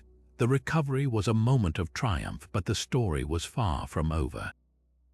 The slippers were meticulously authenticated and found to be the genuine article, but the mystery of their 12-year journey and the identity of the original mastermind remained shrouded in secrecy. The man arrested was not some kingpin, but a 52-year-old local resident named Terry Martin, who was later charged in connection with the theft. However, the complaint against him suggested he was not the brains behind the operation, but rather a pawn, a low-level figure hired to do the job.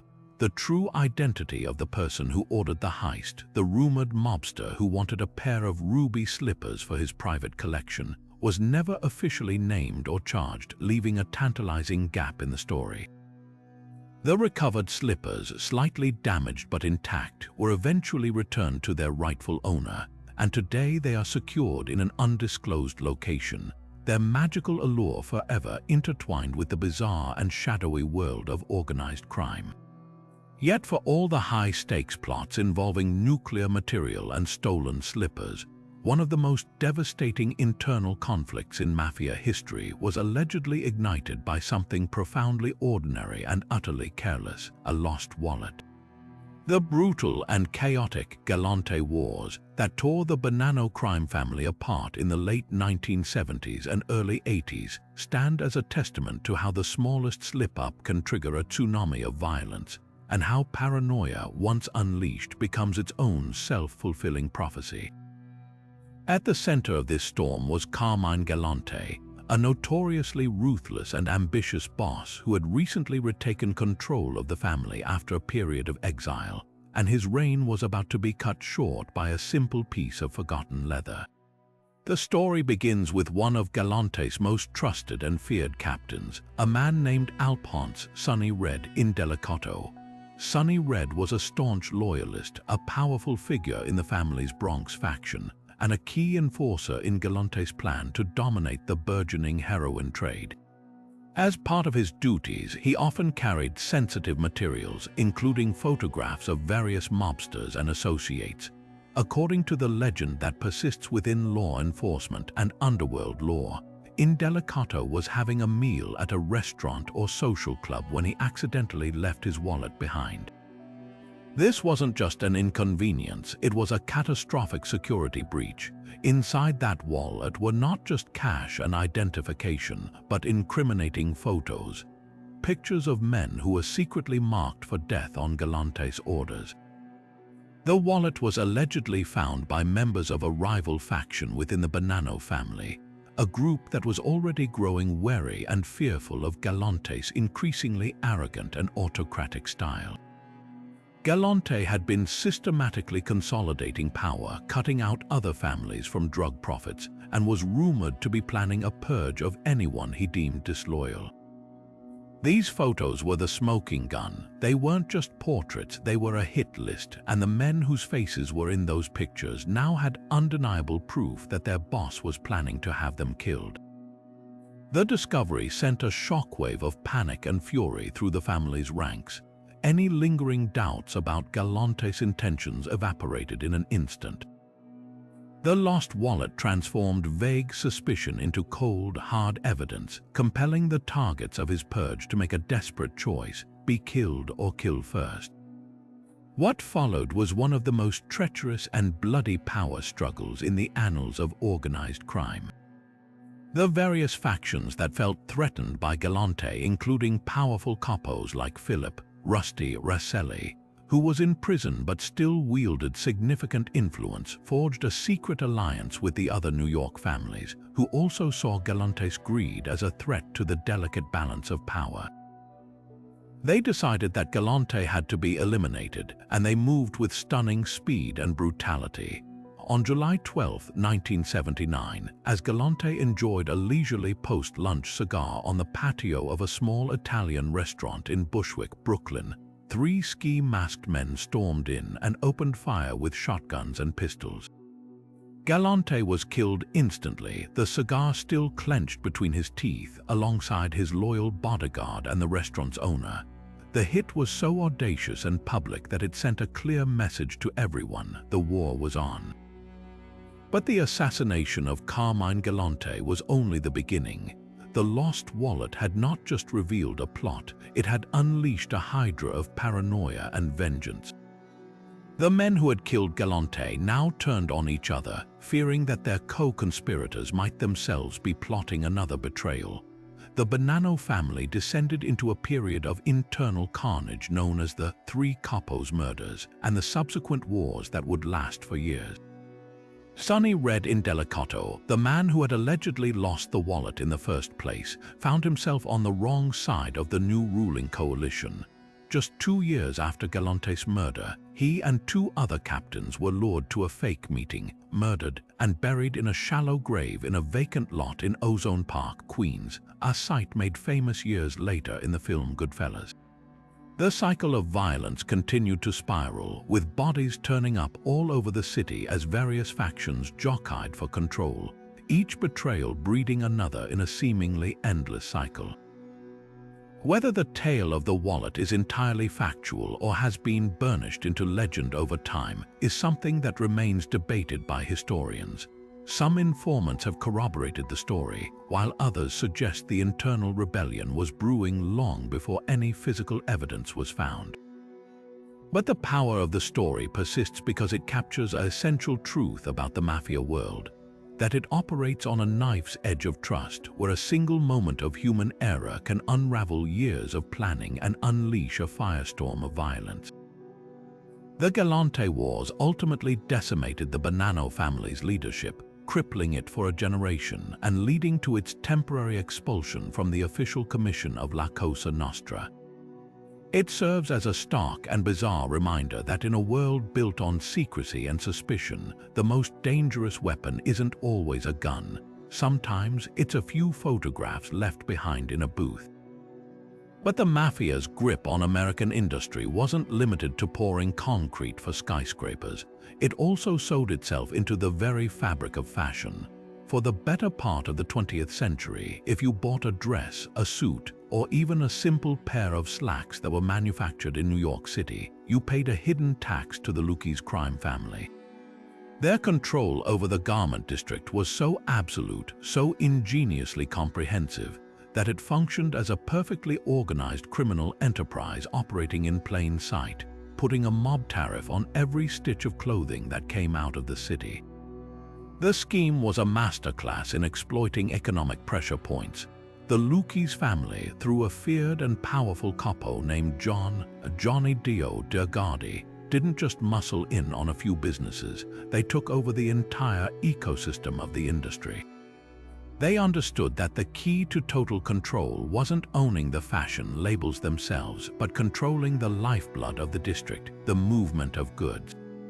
They focused on 2 critical areas: the trucking companies and the loading docks. Every single piece of fabric, every rack of finished garments, every button and zipper that moved in or out of the district's many buildings had to be transported by a trucking company that was either owned by the mob or paid them a hefty tribute for the privilege of operating.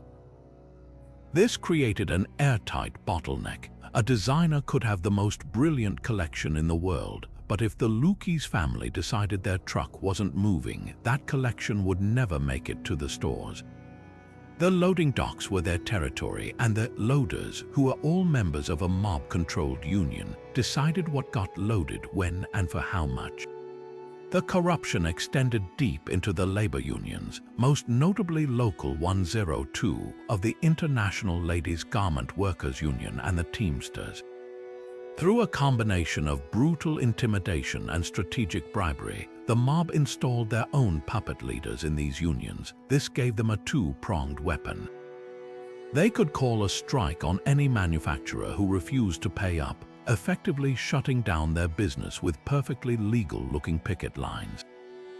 Conversely, they could guarantee labor peace to those who played ball, ensuring their shops ran smoothly without any union troubles. For the designers and manufacturers, it was an offer they couldn't refuse.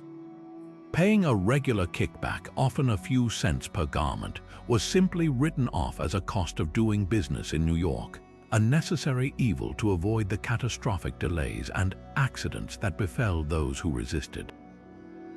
This created a bizarre and surreal shadow economy. Lucchese family associates would walk into showrooms and factories not with guns drawn but with invoices. They were selling protection, in the most literal sense protection from their own ability to inflict harm. They offered settlement services for disputes between businesses, naturally always ruling in favor of whoever paid them the most. They even ran a lucrative scam called the Heists scheme, where they would sell expensive clothing racks to manufacturers at vastly inflated prices. Refusing to buy them meant your actual garments would mysteriously fall off their hangers and be ruined. The level of control was so mundane and yet so total that it became part of the district's daily rhythm. The mob was the landlord, the logistics company, and the security firm all rolled into one, and their cut was embedded in the price tag of every garment that left Manhattan. It was a bizarre, parallel world where the glamour of 7th Avenue was built on a foundation of fear and extortion, a hidden tax on style that funded the Lucchese family's empire for generations. But the line between theatrical violence and the real, brutal thing wasn't just blurred in the garment district's loading docks. It was a central part of one gangster's entire public persona. For most mafia associates, keeping a low profile was the golden rule. You didn't want your face or your name known to anyone outside the life. But Joseph Crowbar Calvello lived by a completely different set of rules. By day, he was a respected, if feared, associate of the powerful Genovese crime family, handling collections and providing muscle. But by night, he was a spectacle, a heel professional wrestler who stormed into rings across the northeastern United States, brandishing his namesake weapon, a real 24-inch crowbar, to the terrified and delighted screams of the audience. His entire life became a bizarre performance where his criminal identity and his wrestling persona fed off each other, creating a feedback loop of notoriety and intimidation that served him perfectly in both worlds. Calvello's entry into the world of professional wrestling in the 1960s was a natural extension of his day job. He was a tough, stocky brawler from New York who understood the power of a good show. He adopted the ring name Crowbar and made the tool his entire gimmick. He wouldn't just threaten opponents with it, he'd use it during matches, often hidden in his tights or passed to him by a conspiratorial manager, smashing it across turnbuckles or, to the crowd's horror, against his rivals' backs. In an era where wrestling was transitioning from a strictly contested sport to the more theatrical sports entertainment, Calvello was a master of the craft. He knew how to work a crowd into a frenzy, how to make them believe they were witnessing genuine, uncontrolled danger. The violence was choreographed, but the fear he elicited was absolutely real. And that aura of legitimate danger, the whispered rumors that this man wasn't just playing a character, gave him an edge that other performers simply couldn't match. This wasn't just a hobby, it was a brilliant piece of personal branding. His fame in the wrestling ring directly bolstered his reputation on the street. When Joseph Calvello showed up to collect a debt for the Genovese family, he wasn't just another enforcer. He was Crowbar Calvello. The debtor had very likely seen him on television or at the local arena, swinging that steel bar with terrifying intent. The psychological advantage was immense. Was this a negotiation, or was it the beginning of one of his famous wrestling angles? The line was so thin it was practically invisible. He could use the language of wrestling, the threats, the posturing, the sheer theatricality to intimidate people without ever having to throw a punch. His mere presence came with a built-in backstory of violent spectacle, making the threat of actual violence feel immediate and inevitable. He had essentially created his own legend, and the Genovese family was more than happy to profit from it. Conversely, his mob connections gave him a unique status in the wrestling world. Promoters knew who he was associated with, and that knowledge bought him a level of respect and likely fear that guaranteed him steady bookings and favorable treatment. Other wrestlers would have been hesitant to cross him in the ring or backstage, not just because of the scripted storyline, but because of the very real consequences that might wait for them outside the arena. His dual life created a perfect, self-sustaining ecosystem of fear and fame. The mob got an enforcer with a terrifying public image that did half the work for him, and Calvello got a wrestling career fueled by the unspoken power of his criminal affiliations. He became a living embodiment of the mob's pervasive influence, proving that organized crime could even co-opt the world of entertainment, using the ring as a stage to amplify its own mythos of violence and power. Joseph "Crowbar" Calvello didn't just break the rules of the underworld by seeking fame. He rewrote them, turning the spotlight itself into his most effective weapon. But the most audacious construction project the mob ever undertook wasn't a skyscraper in New York or a cartel in the garment district. It was the literal invention of a city from the dust of the Nevada desert. The transformation of Las Vegas from a barren railroad stop into the glittering gambling capital of the world is one of the most bizarre and foundational stories in American history, a saga fueled by visionary ambition, vast sums of skimmed cash, and the brutal tactics of gangsters who saw a legal loophole and drove a truck through it. At the heart of this creation myth are two men, the volatile, glamorous Benjamin Bugsy Siegel and The Chinese letter, calculating genius Meyer Lansky, whose partnership would build an empire from nothing. The dream began not with a blueprint, but with a simple, powerful realization. In the 1940s, Nevada was the only state in the Union where gambling was legal, a wide-open frontier for anyone with the capital and the nerve to set up shop. For Meyer Lansky and his national crime syndicate, this wasn't just an opportunity, it was a miracle. Here was a place where their core business, gambling, could operate openly, free from the constant harassment of police raids and federal indictments. The potential for profit was astronomical, but it required a level of sophistication and presentation that the existing dusty saloons and sawdust-floored casinos lacked. They needed to create a destination, a place that would attract not just hardcore gamblers, but wealthy tourists from across the country. They needed to make losing money glamorous. Enter Bugsy Siegel, Lansky's longtime partner and the mob's man on the West Coast. Siegel was a creature of pure ambition and explosive violence, but he also possessed a surprising trait for a gangster: taste. He saw the potential for something magnificent rising from the desert floor. His project was the Flamingo Hotel, a name inspired by his leggy mistress, Virginia Hill.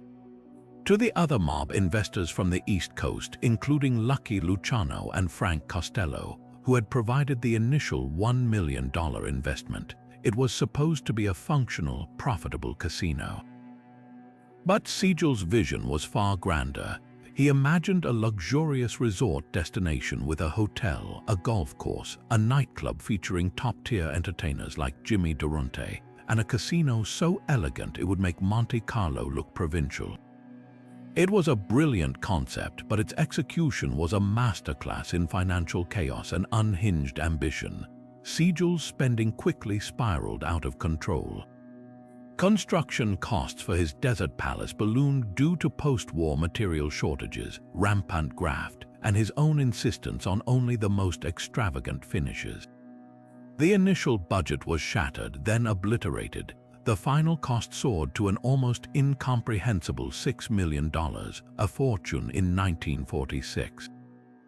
Back in New York, Mayor Lansky and the other investors grew increasingly furious as the bills mounted and the opening was delayed.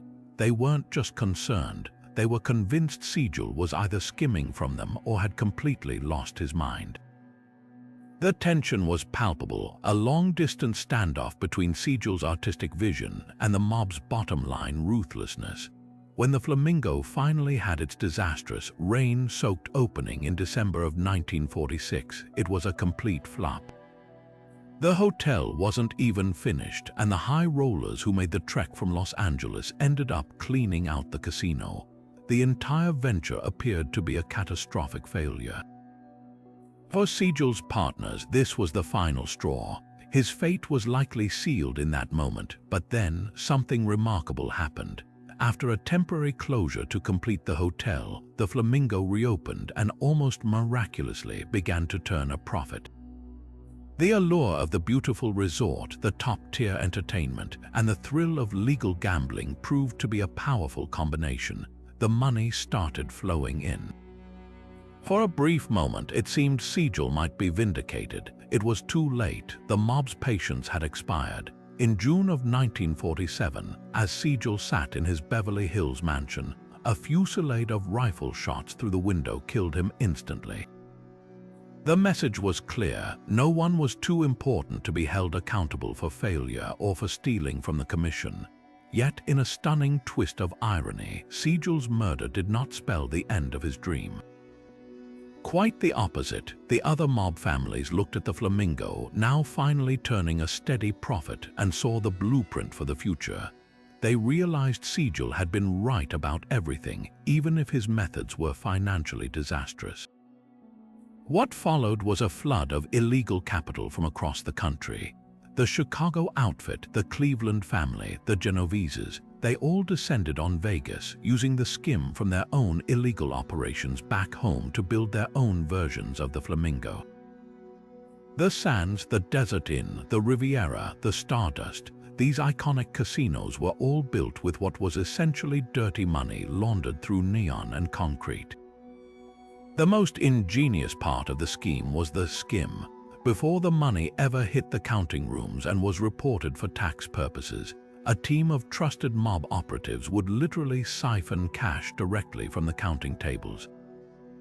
This untaxed, unreported cash was then bundled, put into suitcases, and flown back to the crime families in New York, Chicago, and Kansas City to be divided up. The government got its share from the official books, but the real profit was flowing out of the city undetected, funding criminal enterprises across America. Las Vegas became the mob's greatest and most bizarre achievement, a perfectly legal front for a massive illegal operation. They didn't just run casinos, they built a modern mythology of American excess and opportunity, all while maintaining absolute control through a combination of violence and corruption. They bribed politicians and sheriffs, they controlled the unions that built and staffed the hotels, and they dealt with problems the old-fashioned way. The desert surrounding the glittering strip became a convenient graveyard for those who crossed them.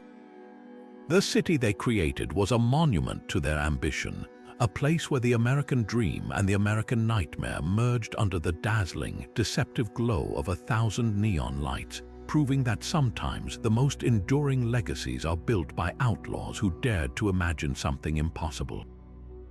And if the mob's ambition could extend to building cities and killing Castro, it could also stoop to a level of sheer absurdity that seems plucked from a dark comedy. Perhaps no story better captures the surreal, paranoid, and often ridiculous logic of the underworld than the time the Philadelphia crime family reportedly decided the most pressing threat to their organization wasn't a rival gang or a federal prosecutor, but a single, barky mixed-breed dog named Godfather. This wasn't just a pet. In the eyes of the law and, astonishingly, the mob itself, he was a material witness to a murder, and his testimony, delivered in barks and growls, was enough to send hardened gangsters into a panic. The story begins in the early 1980s with a low-level Philadelphia mobster named Rocco Scaffidi. Scaffidi was a man deep in the life, but he also had a soft spot for his little dog, a terrier mix he had affectionately and perhaps presciently named Godfather. The dog was his constant companion, a fixture by his side at home, and as fate would have it during his criminal activities, the trouble started on the night of January 8, 1982. Scaffidi and another gangster, Salvatore Salazzo, were at the home of an associate named Robert Riccobene. What began as a meeting quickly escalated into a violent argument over money. In the heat of the moment, Riccobene pulled out a gun and shot Salazzo dead right there in his living room. Scaffidi, who had witnessed the entire thing, fled the scene in terror, but he wasn't alone. His dog, Godfather, had been there too, and the animal had reacted to the sudden loud noise and the violence with a frenzy of frantic, terrified barking. When Philadelphia police arrived to investigate the homicide, they began piecing together the scene. They quickly learned from neighbors and other associates that Rocco Scaffidi and his dog had been present. The dog's barking was a key part of the timeline neighbors reported. This is where the case took its first strange turn. The lead prosecutor, realizing that the dog's presence and reaction could help corroborate Scaffidi's eventual testimony against Riccobene, made a decision that would become national news. He formally listed the dog, Godfather, as a material witness for the prosecution. This wasn't just a joke or a publicity stunt, it was a legitimate, if highly unusual, legal maneuver. The dog was considered evidence that could help establish the facts of the case, specifically that a shooting had occurred at a specific time and had caused a commotion. To protect this vital, furry witness, the court ordered that the dog be placed in protective custody. Rocco Scaffidi, who had by now agreed to cooperate with authorities and testify against Riccobene, was understandably concerned for his own safety. But the mob's reaction to the news of a dog being a protected witness pushed their paranoia into the realm of pure farce. According to law enforcement officials and the law that persists from the case, members of the Philadelphia mob became genuinely worried that the dog could somehow be used against them. Their thinking, however twisted, was that the dog's presence could help solidify Scaffidi's credibility as a witness, making his testimony more believable to a jury. In a world built on omerta, the code of silence, the idea of a canine informant was apparently a bridge too far. The response was both shocking and laughable. They allegedly put a contract out on the dog's life. The very same organization that dealt in murder, extortion, and drug trafficking was now, according to police, seriously discussing the elimination of a small terrier mix. The image is almost too ridiculous to comprehend. Hardened mafiosi sitting in a social club, not just plotting a murder, but debating the logistics of whacking a witness who weighed maybe 20 pounds and whose only known vice was probably table scraps. Would they use a poisoned meatball, a Sicilian cat burglar? The sheer absurdity of the threat, however, was matched by the seriousness of the authorities' response. The dog was taken into custody with a level of security befitting a human informant. He wasn't just dropped off at a kennel, he was hidden away at an undisclosed location, his whereabouts a closely guarded secret to protect him from the alleged hitmen who might be trailing him. For months, Godfather the dog lived in his own version of the witness protection program, a four-legged refugee from the mob's bizarre and all-encompassing vengeance. The trial of Robert Riccobene proceeded, and Rocco Scaffidi did indeed testify. The dog, however, never had to take the stand. His role was ultimately circumstantial, and Scaffidi's testimony was enough to help secure a conviction. Riccobene was found guilty of murder and sentenced to life in prison. As for Godfather, after the trial concluded, he was released from protective custody and reportedly given back to a member of Rocco Scafidi's family to live out the rest of his days in peace, far from the violent world he had accidentally borne witness to. The story of the mob's contract on a dog remains one of the most wonderfully weird footnotes in the history of American organized crime. It serves as a perfect metaphor for the insidious and paranoid nature of the life, a world where the desire to eliminate any potential threat, no matter how small, how innocent, or how utterly ridiculous, could lead to a plot that was equal parts chilling and hilarious. It proves that in the mob's eyes there was no such thing as an insignificant witness. If it could bark, it could talk, and that was enough to warrant a death sentence. But for all the mob's grandiose plans involving nuclear reactors and national monuments, their ambitions could also curdle into something far more petty and personal, revealing a layer of paranoia that bordered on the absurd. The story of the Philadelphia crime family's alleged contract on a small mixed-breed dog named Godfather is so wonderfully bizarre that it almost feels like a parody of mafia vendettas. Yet, according to law enforcement and court records from the early 1980s, this was a very real, very strange chapter in the annals of organized crime. It began with a low-level mobster named Rocco Scafidi, whose constant companion was his terrier, a dog he had ironically named Godfather. This pet became an unwitting witness to a murder when his owner was present at the shooting of another gangster, Salvatore Salazzo, during an argument over money. The dog reportedly barked furiously at the sound of the gunshots, a detail neighbors would later confirm to police. When Scafidi eventually decided to cooperate with authorities, the lead prosecutor made an unusual legal move, formally listing the dog as a material witness to help establish a timeline of the events. The court then ordered the dog be placed in protective custody to prevent any tampering. The reaction from the Philadelphia mob was both shocking and laughably surreal. Believing the dog's presence could somehow corroborate Scafidi's testimony and make him a more credible witness to a jury, they allegedly did the unthinkable. They put a contract out on the dog's life. The idea that hardened gangsters were seriously discussing the assassination of a 20-pound terrier mix is a perfect symbol of the paranoid, all-consuming nature of their world, where any potential threat, no matter how small or ridiculous, had to be eliminated. Godfather the dog was given his own version of witness protection, hidden at a secret location for months until the trial concluded, living out a saga that proves truth in the underworld is often far stranger than any fiction.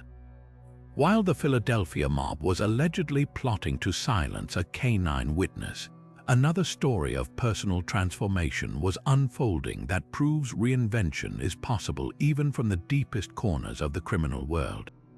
The tale of Louis Ferrante is not one of a dog's unlikely survival, but of a man's astounding intellectual and moral rebirth, a journey from the violent, unthinking world of Gambino family hijackings to the quiet, thoughtful life of a best-selling author.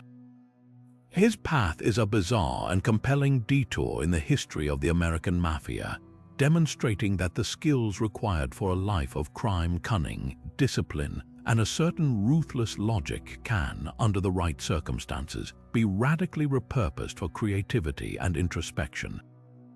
Ferrante's entry into the life was anything but philosophical. As a young man in Queens, New York, he was drawn to the power and flash of the Gambino family during the height of John Gotti's reign. He wasn't a strategist or a money launderer, he was muscle and hustle, specializing in one of the mob's most traditional and dangerous rackets, truck hijacking.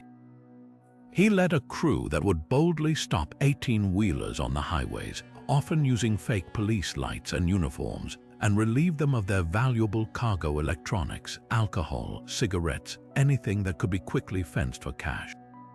He was good at it, too, cultivating a reputation for fearlessness and efficiency. This was a life governed by instinct and force, where problems were solved with a threat or a baseball bat, and the deepest thought was often just about the next score. For nearly a decade, he lived this life until the inevitable finally happened. he was arrested in a major federal racketeering sting and, facing a potential sentence of 25 years to life, made the pragmatic choice to plead guilty. Prison is where the most bizarre and unexpected chapter of his life began. For many, incarceration is an end. For Louis Ferrante, it was the beginning of an entirely new education. Confined to a cell with nothing but time, he experienced a profound intellectual awakening that seems ripped from a movie script. Out of sheer boredom, he picked up a book. Then another, and then another.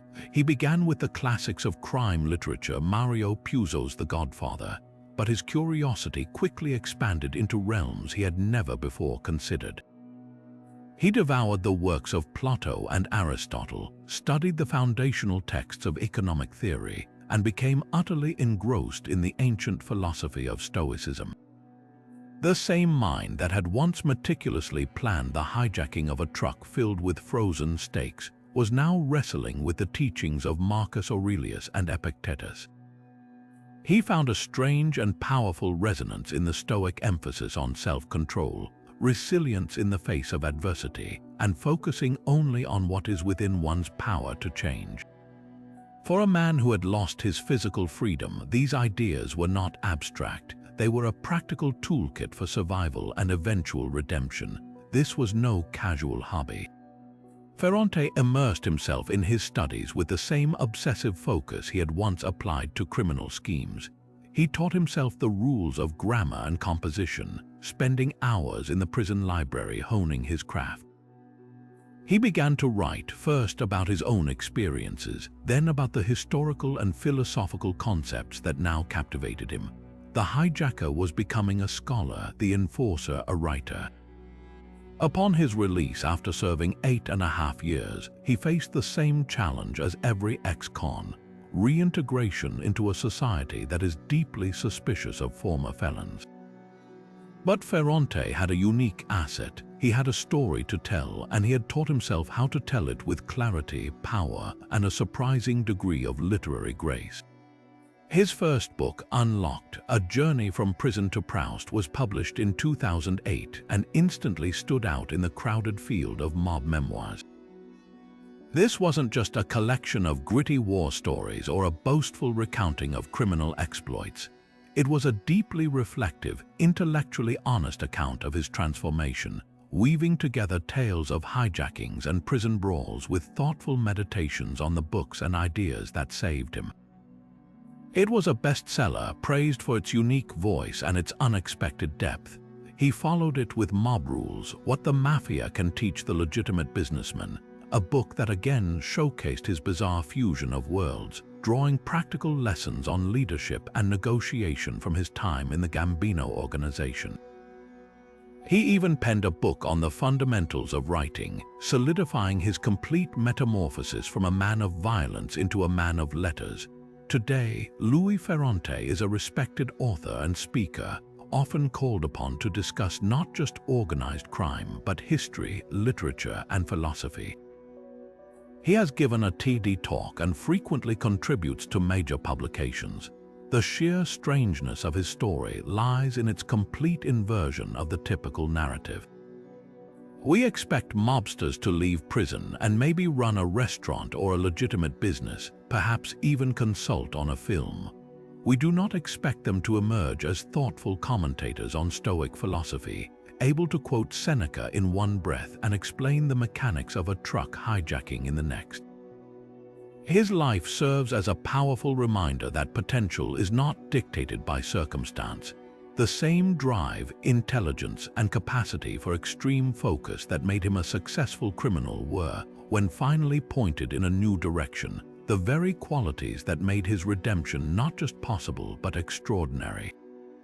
In a world filled with stories of fatalistic decline, Louis Ferrante's journey is a bizarre and hopeful anomaly, proof that even a life deeply entrenched in the mafia can have a truly unexpected second act. But the mob's reach extended far beyond the streets of New York and the casinos of Las Vegas. It soared directly into the skies, embedding itself into the very infrastructure of the American airline industry. For decades, the cargo holds of major airlines, particularly at John F. Kennedy International Airport, were not just secure storage spaces for luggage and goods. They were a sprawling, unwitting bank vault for organized crime, a system so thoroughly corrupted that the mafia knew precisely what was on every valuable flight and exactly how to take it. This astonishing infiltration wasn't achieved through a single brilliant masterstroke, but through the patient, methodical corruption of the people who made the system work, the unionized ground crews, loaders, and security guards. The scheme was built on a foundation of two critical pillars: information and access. The first step was gaining control over the powerful labor unions that represented the workers at the airport, most notably the Teamsters. Through a combination of intimidation, bribery, and the strategic placement of their own associates in key union positions, the Lucchese and Gambino families effectively owned the workforce. This gave them an unparalleled intelligence network. A baggage handler loyal to the mob could simply look at a loading manifest, note a shipment of high-value electronics or a registered mail pouch full of cash and securities, and pass that information up the chain. It was like having a spy behind the counter of a jewelry store, telling you not only when the next diamond delivery was arriving, but which door it would be carried through and who would be carrying it. The mob didn't have to guess which flights were worth hitting. They were handed a detailed shopping list by the very people hired to protect the merchandise. With perfect intelligence in hand, the second pillar, access, was almost comically easy. The same workers who provided the information were also the ones physically handling the cargo. The thefts themselves were often breathtakingly simple. A loader would simply misroute a valuable crate, marking it as loaded onto the aircraft when it was actually set aside on a different baggage cart to be driven away later.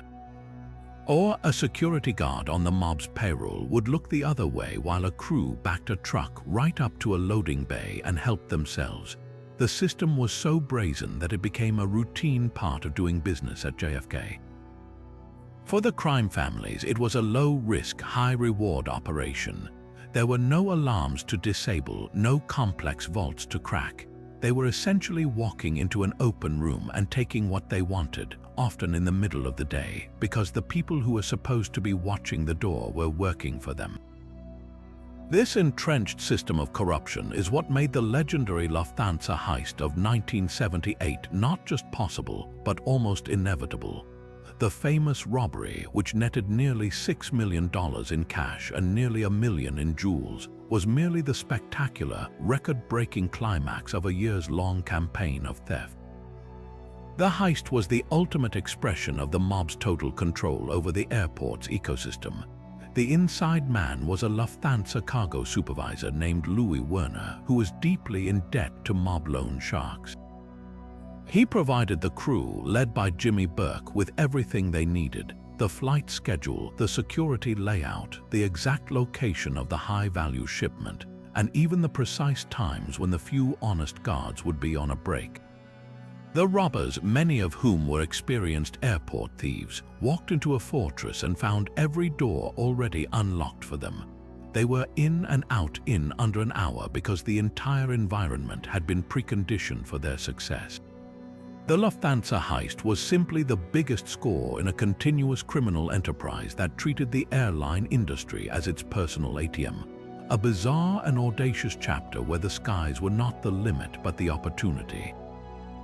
Imagine the sheer dissonance of it all. Here was Vito Genovese, a man whose very name evoked fear from the sidewalks of New York to the halls of power in Italy. As the official boss of one of the five families, his influence was absolute. He was a ghost who pulled strings in the shadows, a man who could order a murder with a slight nod and have it carried out without a second thought. His world was one of coded meetings in social clubs, of complex rackets generating millions, of a life lived in the deepest, most impenetrable layers of secrecy. And yet, for all his power and carefully constructed insulation from the mundane world, his reign was brought to a temporary, almost laughable halt, not by a rival's bullet or a federal indictment, but by a New Jersey state trooper with a ticket book. The year was 1958, and Genovese was at the very height of his power. He had recently consolidated his control over what would become known as the Genovese crime family through a campaign of ruthless violence, most notably the brutal execution of his former ally, Albert Anastasia, in a barber's chair at the Park Sheraton Hotel. He felt untouchable, insulated by layers of loyal soldiers and a web of corruption. But even the most powerful kingpin has to travel, and on this particular day, Genovese was being driven through New Jersey. The details are murky, lost to time and legend, but the core of the story remains. The car was pulled over for a routine traffic stop. Perhaps it was for speeding or a broken taillight, some utterly mundane infraction that happens to thousands of people every single day. For most people, this is a minor inconvenience, a small fine and a point on their license. For Vito Genovese, it was a catastrophic system failure. When the trooper asked for his license and registration, the most powerful crime lord in America had nothing to give. He was driving without a valid license. The reasons why have become part of the story's bizarre charm. Perhaps he'd simply never bothered to get one, relying on drivers his entire life and seeing the bureaucratic process as beneath him.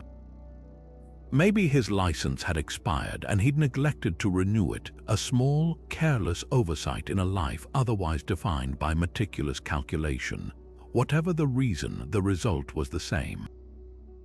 The trooper, doing his duty with no idea of the titan he had just ensnared, placed Vito Genovese under arrest. The man who had orchestrated murders from a distance was now sitting in the back of a patrol car, booked on a misdemeanor charge and processed like any other common citizen who had broken a simple rule of the road.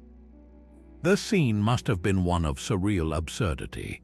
Picture the booking room of a small New Jersey precinct, the fluorescent lights humming overhead, a sergeant typing slowly at a desk. And there, standing before him, is Vito Genovese giving his information, having his fingerprints inked onto a card, perhaps even being photographed for a mugshot.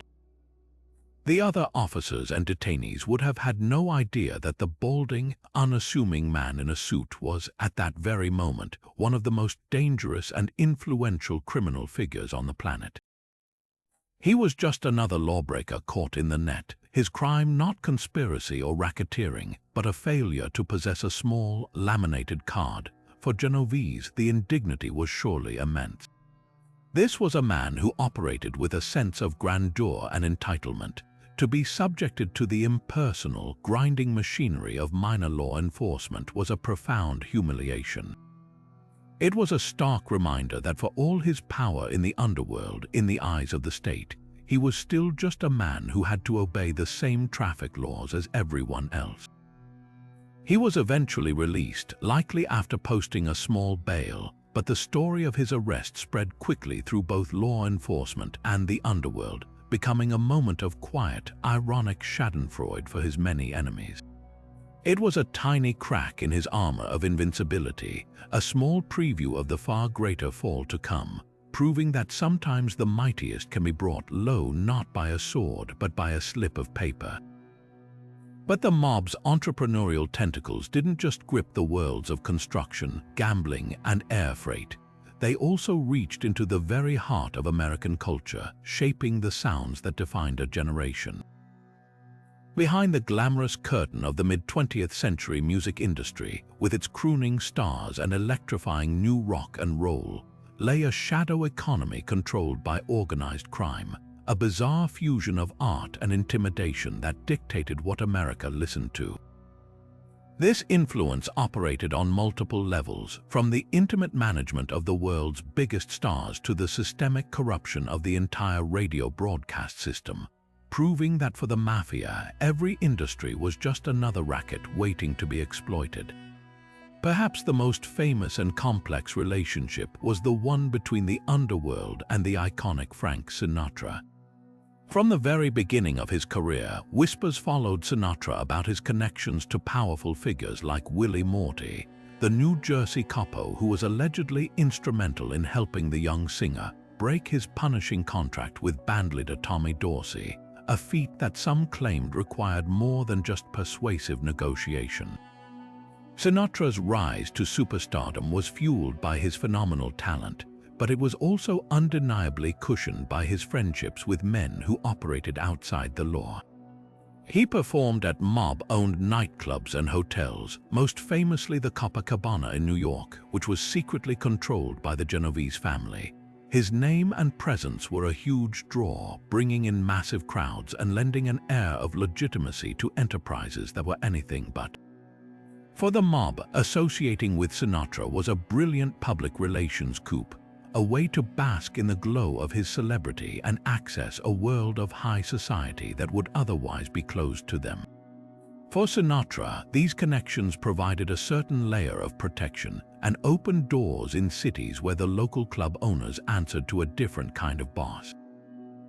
The relationship was mutually beneficial, but it was also perilous, forever intertwining the legend of All Blue Eyes with the lingering suspicion of underworld patronage. Beyond managing individual artists, the mob's most significant and bizarre stranglehold on the music industry was through its control of the nightclub circuit. Venues like the Copacabana in New York, the Latin Casino in Philadelphia, and countless others in Chicago and Miami were not just popular entertainment spots, they were lucrative cash cows and strategic hubs for money laundering and social influence. These clubs were often owned through hidden fronts or silent partners, with the real power lying with the crime family that controlled the territory. For a performer, playing the capo wasn't just a career milestone, it was an acknowledgement that you had the blessing of the powerful people who ran the city. The mob dictated who could headline, often demanding a cut of the performers' fees or forcing them to perform at private parties for crime bosses. This control extended to the powerful talent unions as well, which were often infiltrated by mob associates who could guarantee or deny work for musicians based on their compliance. The entire live music ecosystem in major American cities was for a time a protected monopoly of organized crime, a bizarre reality where the rhythm of the music was set to the beat of a different drum. Yet the most audacious and far-reaching scheme was the mob's deep involvement in the payola scandals of the 1950s and 60s. Payola, the practice of paying radio disc jockeys to play specific records, was the secret engine of the music business, and organized crime saw it as the perfect racket. Independent record promoters with mob ties, particularly those connected to the Genovese and Gambino families, became the essential middlemen between record labels and radio stations. A label that wanted its new single to get airplay didn't approach the station directly. They hired one of these promotion men who would then persuade the disc jockey to add the song to his playlist. The persuasion wasn't always with cash. Sometimes it was with threats of violence against the DJ or his family. The mob didn't just want a piece of the action, they wanted to be the action. They established a corrupt cartel, effectively taxing the entire industry. If a label refused to use their services, their records would mysteriously never get played, no matter how good they were. This system allowed them to manipulate the charts, create artificial hits, and extort millions from record companies desperate for a piece of the rock and roll gold rush. The most infamous figure in this shadowy world was probably a man named Maurice Levy, a music executive with well-documented ties to the Genovese family. Levy owned Roulette Records and a network of other music-related businesses. He was known as an intimidating figure who operated by his own rules, and he was widely accused of using strong-arm tactics to dominate the independent promotion game. He understood that controlling the airwaves meant controlling the market, and he used his connections to ensure Roulette Records songs got played, while also demanding tribute from other labels who wanted the same privilege. The payola scandal eventually erupted into public view through congressional hearings, leading to new laws that made the practice illegal. But like so many mob operations, the scandal only exposed the tip of the iceberg. The underlying structure of corruption and intimidation was so deeply embedded that it continued in more subtle forms for years afterward. The mob's bizarre influence on the music industry is a strange and often overlooked chapter, a testament to their ability to commodify even something as intangible as a catchy melody, turning the nation's airwaves into their own personal jukebox, one threat and one payoff at a time. Even from behind bars, the pull of the spotlight proved irresistible for one mafia boss, creating a chapter so surreal it feels like a plot concocted for a premium cable drama. Vincent "Vinny Gorgeous" Bassiano was not your typical Bonanno family leader. He'd earned his flashy nickname from his days running a hair salon in the Bronx, a business he used as a front for his criminal operations, and he carried that same preoccupation with appearance and presentation into his life as a gangster. By 2004, he had risen to become the acting boss of the Bonanno family, a position of immense power that also made him a prime target for federal prosecutors. He was incarcerated at the Metropolitan Detention Center in Brooklyn, awaiting trial on a raft of charges, including the murder of a mob associate. His world had shrunk to a cold, concrete cell, his future looking increasingly like a single, lifelong sentence. Yet, rather than retreat into silence, Bassiano found a bizarre and very public outlet for his pent-up energy and ego. He became the unlikely co-host of a public access television show. The show was called Talkin' with Al, a low-budget homespun program broadcast on a Brooklyn public access channel. The host was a charismatic and somewhat naive former court officer named Alfred Oakes, who had met Bassiano during a previous stint in prison and maintained a friendship with him. The premise was simple. Oakes would film segments from his apartment, and he would call Bassiano in his prison cell, patching the audio through the phone line and broadcasting their conversations live to whoever might be tuning in. The content was utterly mundane, a jarring contrast to the gravity of Bassiano's situation.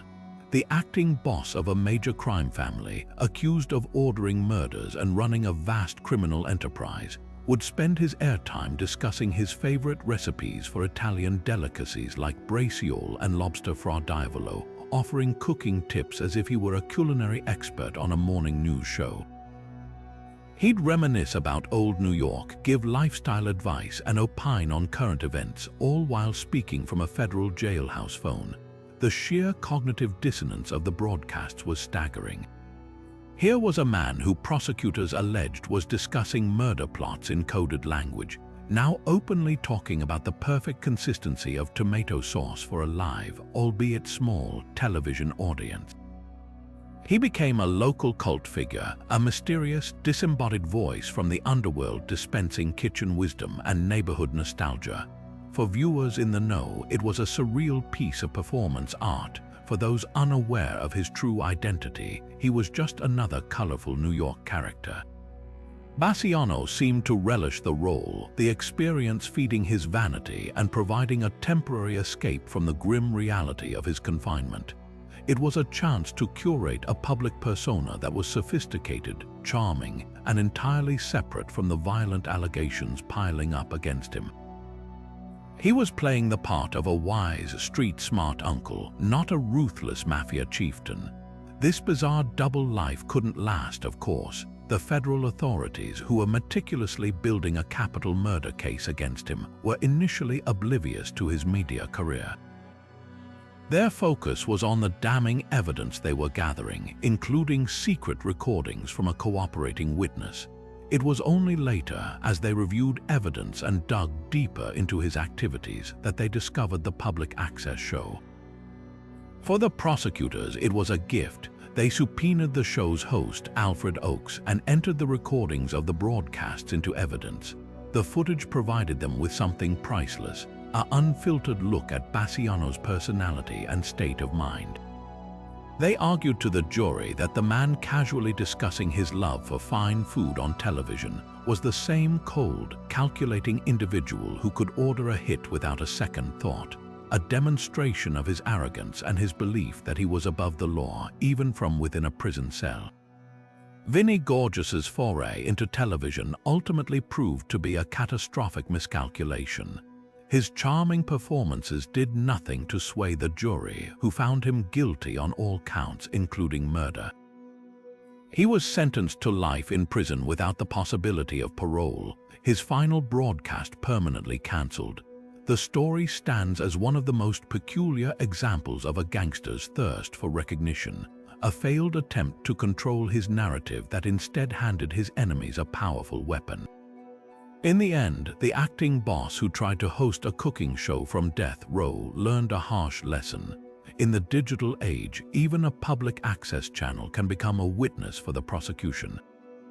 But if the Lufthansa heist showed the mob's capacity for internal carnage, a different kind of airport score a decade earlier demonstrated their ability to execute the perfect silent crime. While the 1978 robbery was a violent, chaotic affair that ended in a bloodbath, the theft of $6 million in gold bars from JFK Airport in 1968 was its polar opposite, a meticulously planned, flawlessly executed, and utterly bloodless operation that remains one of the most professional heists in history, a ghost story whispered about with a mixture of frustration and grudging respect by law enforcement to this day. This wasn't a smash-and-grab job, it was a surgical strike, a masterpiece of criminal logistics carried out with a precision that left investigators chasing shadows. The target was a heavily fortified Lufthansa Airlines cargo building, the same one that would be hit 10 years later, but the prize was fundamentally different. This wasn't cash or jewels, it was pure, dense, unmistakable wealth, gold bars. The shipment, which had originated in West Germany, was destined for a bank in Midtown Manhattan. Its arrival was supposed to be a closely guarded secret, but in an airport already thoroughly infiltrated by the Lucchese crime family, there were no real secrets. The mob's intelligence network, built on years of corrupting union officials, cargo handlers, and security guards, functioned with terrifying efficiency. Someone, somewhere in the chain of custody, passed the word to the right people that a fortune in bullion was coming in on a specific flight. That single piece of information was all a crew of professionals needed to begin planning a legendary score. The heist itself was a thing of brutal, efficient beauty. On the night of December 11, 1968, a team of 5 or 6 men, disguised in official-looking uniforms and driving a vehicle that looked like a legitimate airport service truck, simply drove up to the cargo building. Their timing was impeccable, arriving during a shift change when security was at its most lax. They knew exactly which door to approach and, most crucially, they knew the combination to the high-security cage where the gold was being temporarily stored. This was the critical detail that separated this theft from a mere burglary. There was no need for explosive charges or noisy cutting torches that might attract attention. They walked in as if they belonged there, opened the lock, and loaded 48 boxes containing over 200 gold bars, each weighing nearly 30 pounds, onto their truck. The entire operation, from arrival to departure, took less than 30 minutes. They left behind no fingerprints, no witnesses, and no clues. It was as if they had simply evaporated into the cold night air, taking a fortune with them. The aftermath was a study in investigative frustration. When the theft was discovered the next morning, the FBI was called in, and they immediately faced a brick wall. The robbers had left no physical evidence behind. The lack of forced entry pointed squarely to an inside job, but the web of corruption at JFK was so dense that pinning down a single suspect was impossible. Everyone was on the take, and no one was talking. The gold itself presented another impossible problem. Unlike cash, which can be spent, or jewels, which can be broken down and fenced, gold bars are virtually untraceable but also incredibly difficult to liquidate. Each bar is stamped with a unique serial number and assay mark, making them instantly identifiable to any legitimate dealer. The FBI assumed the thieves would have to melt the bars down into ingots, a process that requires a specialized foundry and generates immense heat, an operation that would be almost impossible to hide. They staked out scrap metal dealers and monitored industrial areas, waiting for a lead that never came. The silence was deafening. None of the gold ever surfaced on the black market. No one was ever arrested for the crime. The $6 million, a colossal sum in the 1960s, had vanished without a trace. The prevailing theory, then and now, is that the gold was indeed melted down, but not in some makeshift basement operation. The Lucchese family had the connections and the resources to do it properly, likely using a mob-controlled business or a foundry overseas. The recast gold could then be slowly introduced into the market through legitimate channels over many years, its criminal origins forever erased by the furnace. The heist stands as the ultimate testament to the mob's ability to not just commit a crime, but to completely disappear its proceeds, a flawless execution from the first piece of insider information to the final, untraceable sale. It was the perfect crime, not because it was flashy, but because it was quiet, professional, and left absolutely nothing for the law to grasp onto. But if the mob's power was often demonstrated through violence and secrecy, it could also be expressed in a very public, almost garish display of wealth and influence, turning a moment of private grief into a surreal spectacle of underworld hubris.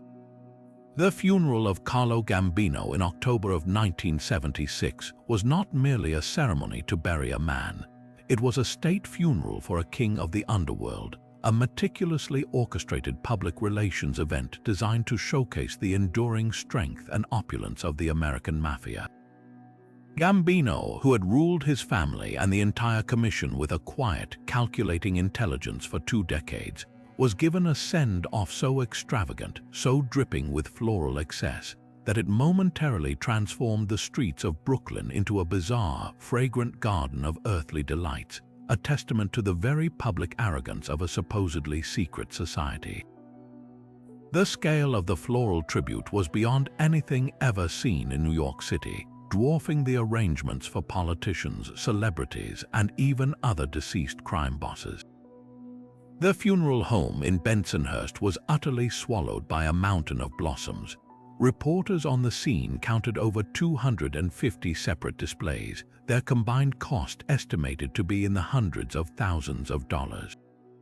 These weren't simple bouquets or wreaths. They were elaborate sculptural masterpieces commissioned from the city's most exclusive florists. There were giant crosses, intricate shields, and even a full-scale replica of the Vatican made entirely of white chrysanthemums, standing an astonishing 15 feet high, a truly audacious symbol for a man who had lived his entire life outside the law. Another massive arrangement spelled out Carlo in foot-tall letters, while a heart-shaped piece was sent by a rival family with the simple, powerful inscription, "From friends." Each arrangement was a message, a declaration of respect, allegiance, or fear from associates, rival families, and corrupt politicians and union officials who owed their positions to the Gambino organization's influence. The logistics of the event were a nightmare for the city. The sheer volume of flowers spilled out of the funeral parlor and onto the sidewalks, eventually clogging the streets for blocks in every direction. Police were forced to close down entire avenues to accommodate the thousands of mourners and the endless stream of black limousines that ferried in dignitaries from across the country. The scene created a surreal traffic jam of grief and power, with ordinary commuters stuck in their cars alongside known hitmen and crime lords. For the residents of the neighborhood, it was an unavoidable, dazzling, and slightly terrifying display of who truly held sway in their community. The message was unmistakable. Even in death, Carlo Gambino commanded the streets. The funeral procession itself was a slow-moving parade of luxury and menace, a public demonstration of the family's unity and strength at a time when many expected it to be vulnerable. It was a calculated performance meant to deter any rivals who might see the bosses passing as an opportunity for a power grab. This floral overkill was far more than just a tribute. It was a critical part of the mob's intricate economy of respect and intimidation. In the world of La Cosa Nostra, the size and cost of one's funeral wreath were a direct reflection of one's status and power. Sending a modest arrangement could be seen as a sign of disrespect, while failing to send one at all was an unforgivable insult. The flowers were a form of currency, a way for allies to publicly reaffirm their loyalty and for potential enemies to signal their continued compliance. The Gambino family kept meticulous records of every single floral offering received, not just to send thank-you notes, but to know exactly who had paid their proper respects and who had fallen short. This bizarre tradition turned a florist's ledger into a political document, a map of alliances and slights that would be remembered and potentially acted upon long after the blossoms had wilted. Carlo Gambino's funeral, with its literal tonnage of flowers, was the ultimate expression of this system, a final, overwhelming audit of the respect he had commanded in life, paid for in cash and displayed for all the city to see. Yet even the mob's grandest ambitions could sometimes give way to schemes so small-time and oddly specific that they felt more like the plot of a quirky, independent film than an organized crime operation. While some families were plotting to sell nuclear reactors or control entire industries, a faction of the Milwaukee mob decided to carve out their own niche in the criminal underworld with a plan that was equal parts audacious and utterly bizarre. They were going to get rich by selling counterfeit baseball bats.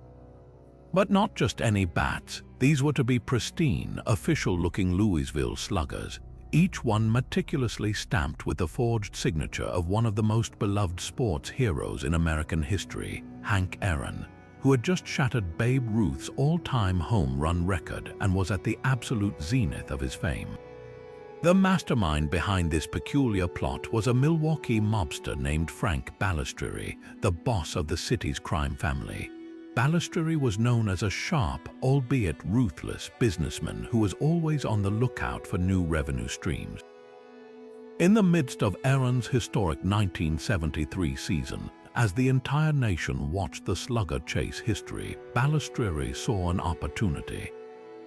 He understood that Aaron's autograph on any piece of memorabilia would be incredibly valuable, but on an actual baseball bat, that was the holy grail for collectors.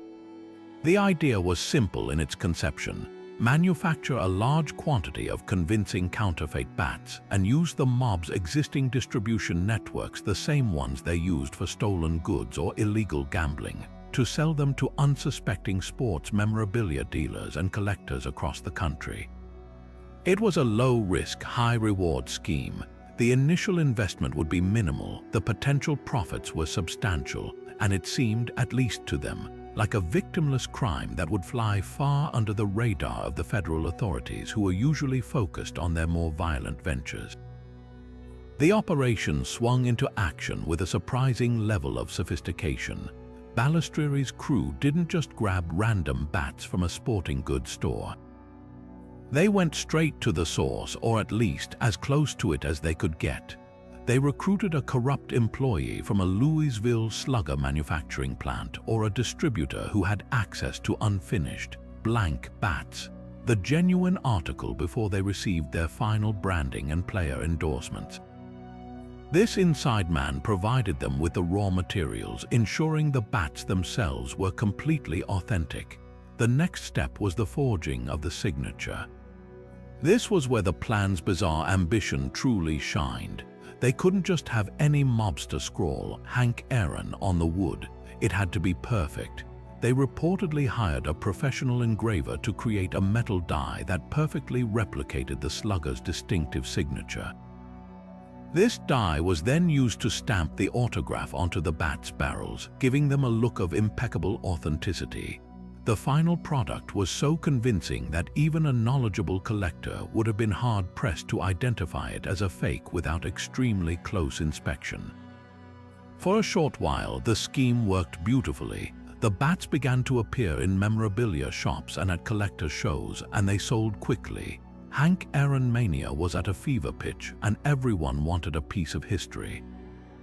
The mob was making a tidy, illicit profit from America's love of baseball. But the plot began to unravel for the same reason so many mob schemes do: internal carelessness and the relentless pressure of federal surveillance.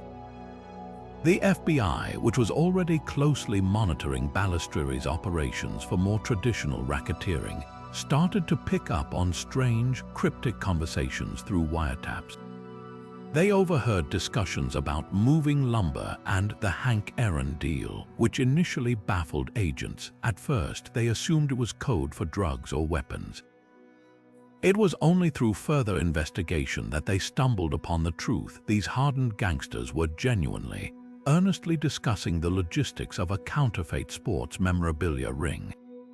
The investigation that followed was as unusual as the crime itself. FBI agents found themselves becoming experts in the niche world of baseball bat authentication, consulting with officials from Louisville Slugger, and even reaching out to Hank Aaron's representatives to verify the fraudulent nature of the signatures. They tracked the bats back to their source, flipping the corrupt insider and building a rock-solid case. The takedown was almost comical in its contrast to the mob's usual violent headlines. Instead of a raid on a social club ending in a hail of gunfire, federal agents moved in to seize boxes of counterfeit bats and arrest the perpetrators on charges of interstate transportation of forged goods and conspiracy. The great Hank Aaron bat caper was over almost as soon as it had begun, a bizarre footnote in the history of organized crime that proved even the most fearsome criminal organizations could sometimes be driven by ideas that were less than brilliant. It was a strange, almost charmingly misguided venture that demonstrated the mob's endless capacity for finding opportunity in the most unexpected places, even if that place was a baseball diamond.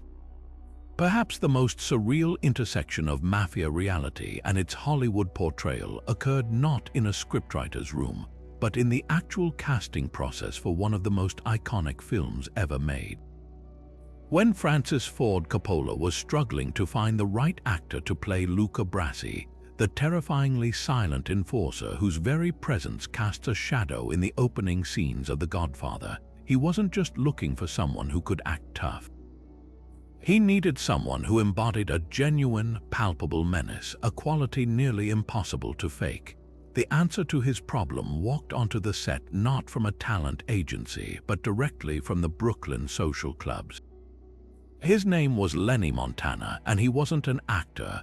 He was a made member of the Colombo crime family, a 6'6", 300-pound loan shark and enforcer whose day job was convincing people to pay their debts through sheer, intimidating physical presence. The story of how Montana got the part is a perfect slice of New York serendipity. He was working as a strong arm for the Colombo family, and one of his regular collection stops was a nightclub that just so happened to be owned by Carmine Coppola, the father of the young director. Through this connection, Lenny was hired to provide security on the film set, a common practice to ensure that the production didn't run into any labor problems with the Teamsters or other unions that the mob controlled. Francis Ford Coppola took one look at the gigantic, quiet man with the thick neck and the unmistakable aura of danger and immediately saw his Luca Brasi. He offered Montana the part on the spot. For Lenny, it was a lark, a fun side gig that paid a few $100s and offered a unique story to tell his associates. For Coppola, it was a stroke of genius that would lend the film an unparalleled layer of authenticity. The irony was almost too rich to believe. Here was a real mafia enforcer playing a fictional mafia enforcer in a film that his own bosses were initially deeply suspicious of. The production was being watched closely by the actual five families, who were concerned about how they would be portrayed. Having one of their own on the inside likely served as both a reassurance and a source of intelligence for them. Montana's presence created a bizarre feedback loop where art was imitating life, which was then being paid to imitate art. He wasn't just acting. In many ways, he was just being himself, dialed down for the cameras. His performance, particularly in the wedding scene where he practices his congratulatory speech to Don Corleone, is so brilliantly awkward and genuinely threatening precisely because it wasn't a performance. That was the real, palpable discomfort of a man who was used to solving problems with his fists, not his words trying to remember lines. His effect on the rest of the cast was electric and more than a little unnerving. Marlon Brando, a master method actor who prided himself on authenticity, was reportedly taken aback by Montana's very real aura of danger. The legendary story goes that during the filming of the scene where Luca Brasi is garroted from behind by a rival family's assassin, Montana's genuine physical strength created a real problem. The actor playing the assassin was supposed to quickly kill him, but Montana's instinctive neck muscles were so powerful that the man couldn't effectively choke him out, even for pretend. They had to shoot the scene multiple times, and the look of genuine surprise and struggle on Montana's face that made it into the final cut is in part completely real. He brought a verisimilitude to the role that no trained actor could ever hope to replicate because his menace wasn't crafted in a studio, it was earned on the streets. Lenny Montana's life after the film's release was a strange duality. The notoriety from his role made it difficult for him to continue his criminal career effectively. It's hard to be an anonymous enforcer when your face is on movie posters everywhere. He did a few more acting roles in B-movies, often playing variations of the same heavy, but his heart was never really in it. He eventually returned to a life of crime and was later convicted on federal racketeering charges, a stark reminder that his foray into Hollywood was just a brief, bizarre detour from his true vocation. The legacy of his performance, however, is forever etched into film history. He created one of cinema's most chilling and memorable characters not by acting, but simply by existing as he was. In the world of The Godfather, a film praised for its gritty realism, the most real thing in it was the gangster playing a gangster, a meta-story so strange it could only have been written by life itself. But if the mob's criminal portfolio seemed to cover every conceivable angle, from counterfeit baseball bats to stolen syrup, perhaps the most fittingly bizarre capstone to this tour of their weirdest exploits brings us to a heist of almost comical Canadian proportions, one that seemed to fuse the audacity of Lufthansa with the mundane product focus of the Wisconsin cheese theft. In the annals of organized crime, few schemes are as utterly surreal as the Great Canadian Maple Syrup Heist of 2011, a caper that involved the Montreal Mafia, a secret strategic reserve, and the slow, sticky siphoning of nearly 3,000 tons of the nation's most beloved export. The story begins not in a smoky social club, but in the heart of Quebec's maple syrup country, where a seemingly ordinary warehouse in the town of St. Louis de Blanford served a vital purpose. This was one of the facilities for the Federation of Quebec Maple Syrup Producers, a government-sanctioned cartel that operates much like OPEC does for oil. To stabilize prices and ensure a steady supply, the Federation maintains a global strategic reserve of syrup, stockpiling millions of pounds of the amber liquid in huge white barrels. For the province that produces over 70% of the world's supply, this reserve is a national treasure, a buffer against bad harvests and fluctuating demand. And in the summer of 2011, it became the target of an inside job of breathtaking patience and scale. The scheme was deceptively simple in its execution, though logistically complex. A group of thieves, later revealed to have connections to the Montreal Mafia, somehow gained access to the secure warehouse. Their method wasn't to smash and grab, that would have been far too crude. Instead, they employed a tactic of slow, deliberate substitution worthy of a sophisticated oil bunkering operation. Over a period of several months, they would enter the facility, unlock a series of the massive barrels, and carefully siphon out the valuable syrup. But they didn't just leave empty barrels behind, which would have been an immediate red flag during any routine inspection. To conceal the theft, they replaced the stolen syrup with an equivalent weight of water. They would then seal the barrels back up, leaving them looking perfectly untouched and full. It was a brilliant, if labor-intensive, plan. The only way to discover the theft was to physically open every single barrel and taste its contents, an impossibility in a warehouse storing millions of gallons. The heist was only discovered in late 2011 during a routine inventory check. a Federation employee decided to randomly sample a barrel and was met not with the rich, sweet taste of maple syrup, but with plain water. A full audit was ordered, and the staggering scale of the theft was revealed. In total, over 3,000 tons of syrup had been stolen, with a value estimated at a mind-boggling 18 million Canadian dollars. The image captured by investigators was both hilarious and staggering. A warehouse filled with thousands of barrels, most of which contained nothing but water, a monument to patient criminal enterprise. The syrup had been stolen not by the tanker load, but by the barrel, a slow-motion robbery that had gone completely undetected for the better part of a year. As the Royal Canadian Mounted Police began their investigation, the trail led them directly into the orbit of organized crime. While the initial thieves may have been a local crew, moving such an enormous volume of a highly specific, regulated commodity required a distribution network that only the underworld could provide. The Montreal Mafia, with its deep roots in Quebec and its established smuggling routes into the United States, was the obvious suspect.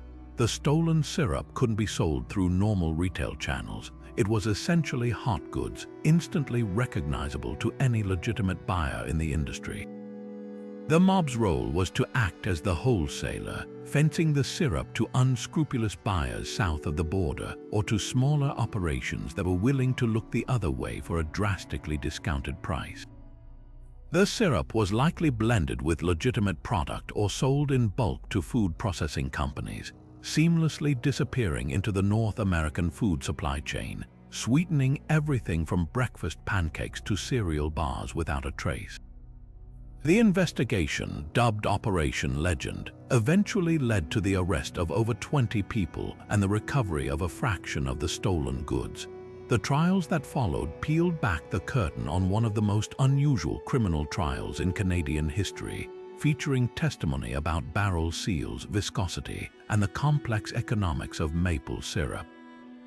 The heist left a permanent mark, not just on the Federation's balance sheet, but on the cultural psyche. It was a crime that was at once highly sophisticated and almost childish in its focus, a reminder that where there is a valuable commodity, organized crime will find a way to exploit it, even if that commodity is as quaint and wholesome as maple syrup. It stands as the perfect, sticky, sweet epilogue to the mob's history of weird ventures, proving that no industry, no matter how innocent, is safe from the lure of easy money and the long, patient reach of the underworld. And there you have it, 32 stories that take you from the solemnity of a mafia funeral to the sheer absurdity of a contract on a dog, from the boardrooms of corporate America to the sticky floors of a maple syrup warehouse. What unites these wildly different tales is not just the backdrop of organized crime, but the profoundly human, deeply flawed, and often downright weird individuals at their center. We've seen how the pursuit of power and profit could lead to nuclear ambitions one minute and a frantic search for a lost wallet the next. How a craving for respect could manifest in a bronze Cadillac coffin or a mountain of funeral flowers. These stories peel back the layers of the mafia mythos, revealing that behind the feared dons and legendary hitmen were people capable of staggering incompetence, breathtaking vanity, and a dark, often unintentional sense of humor. This journey through the bizarre underbelly of the American mafia does more than just entertain. It completely recontextualizes our understanding of this hidden world. The image of a monolithic, all-powerful criminal enterprise begins to crack, replaced by something far more fascinating. A collection of fallible human beings whose greed, ambition, and paranoia often led them into situations so strange they could only be true. The violence was real, the danger was undeniable, but so was the sheer unpredictability of human nature. These 32 stories remind us that history, even criminal history, is never just a simple narrative of good versus evil. It's a complex, messy, and frequently ridiculous tapestry woven from the choices of people who, for all their power and ruthlessness, were still subject to the same petty jealousies, foolish mistakes, and quirky desires as anyone else. So what's your take on all this? Did one story in particular stick with you? Perhaps the gangster who became a best-selling author, or the pizza maker who faked his own death? The world of organized crime is filled with countless more strange and unbelievable tales waiting to be discovered. We want to hear from you down in the comments. Share your own favorite bizarre mafia story, the one you can't quite believe actually happened. And if you enjoyed this dive into the weird side of history, make sure to like this video and subscribe for more journeys into the unbelievable. Thanks for watching.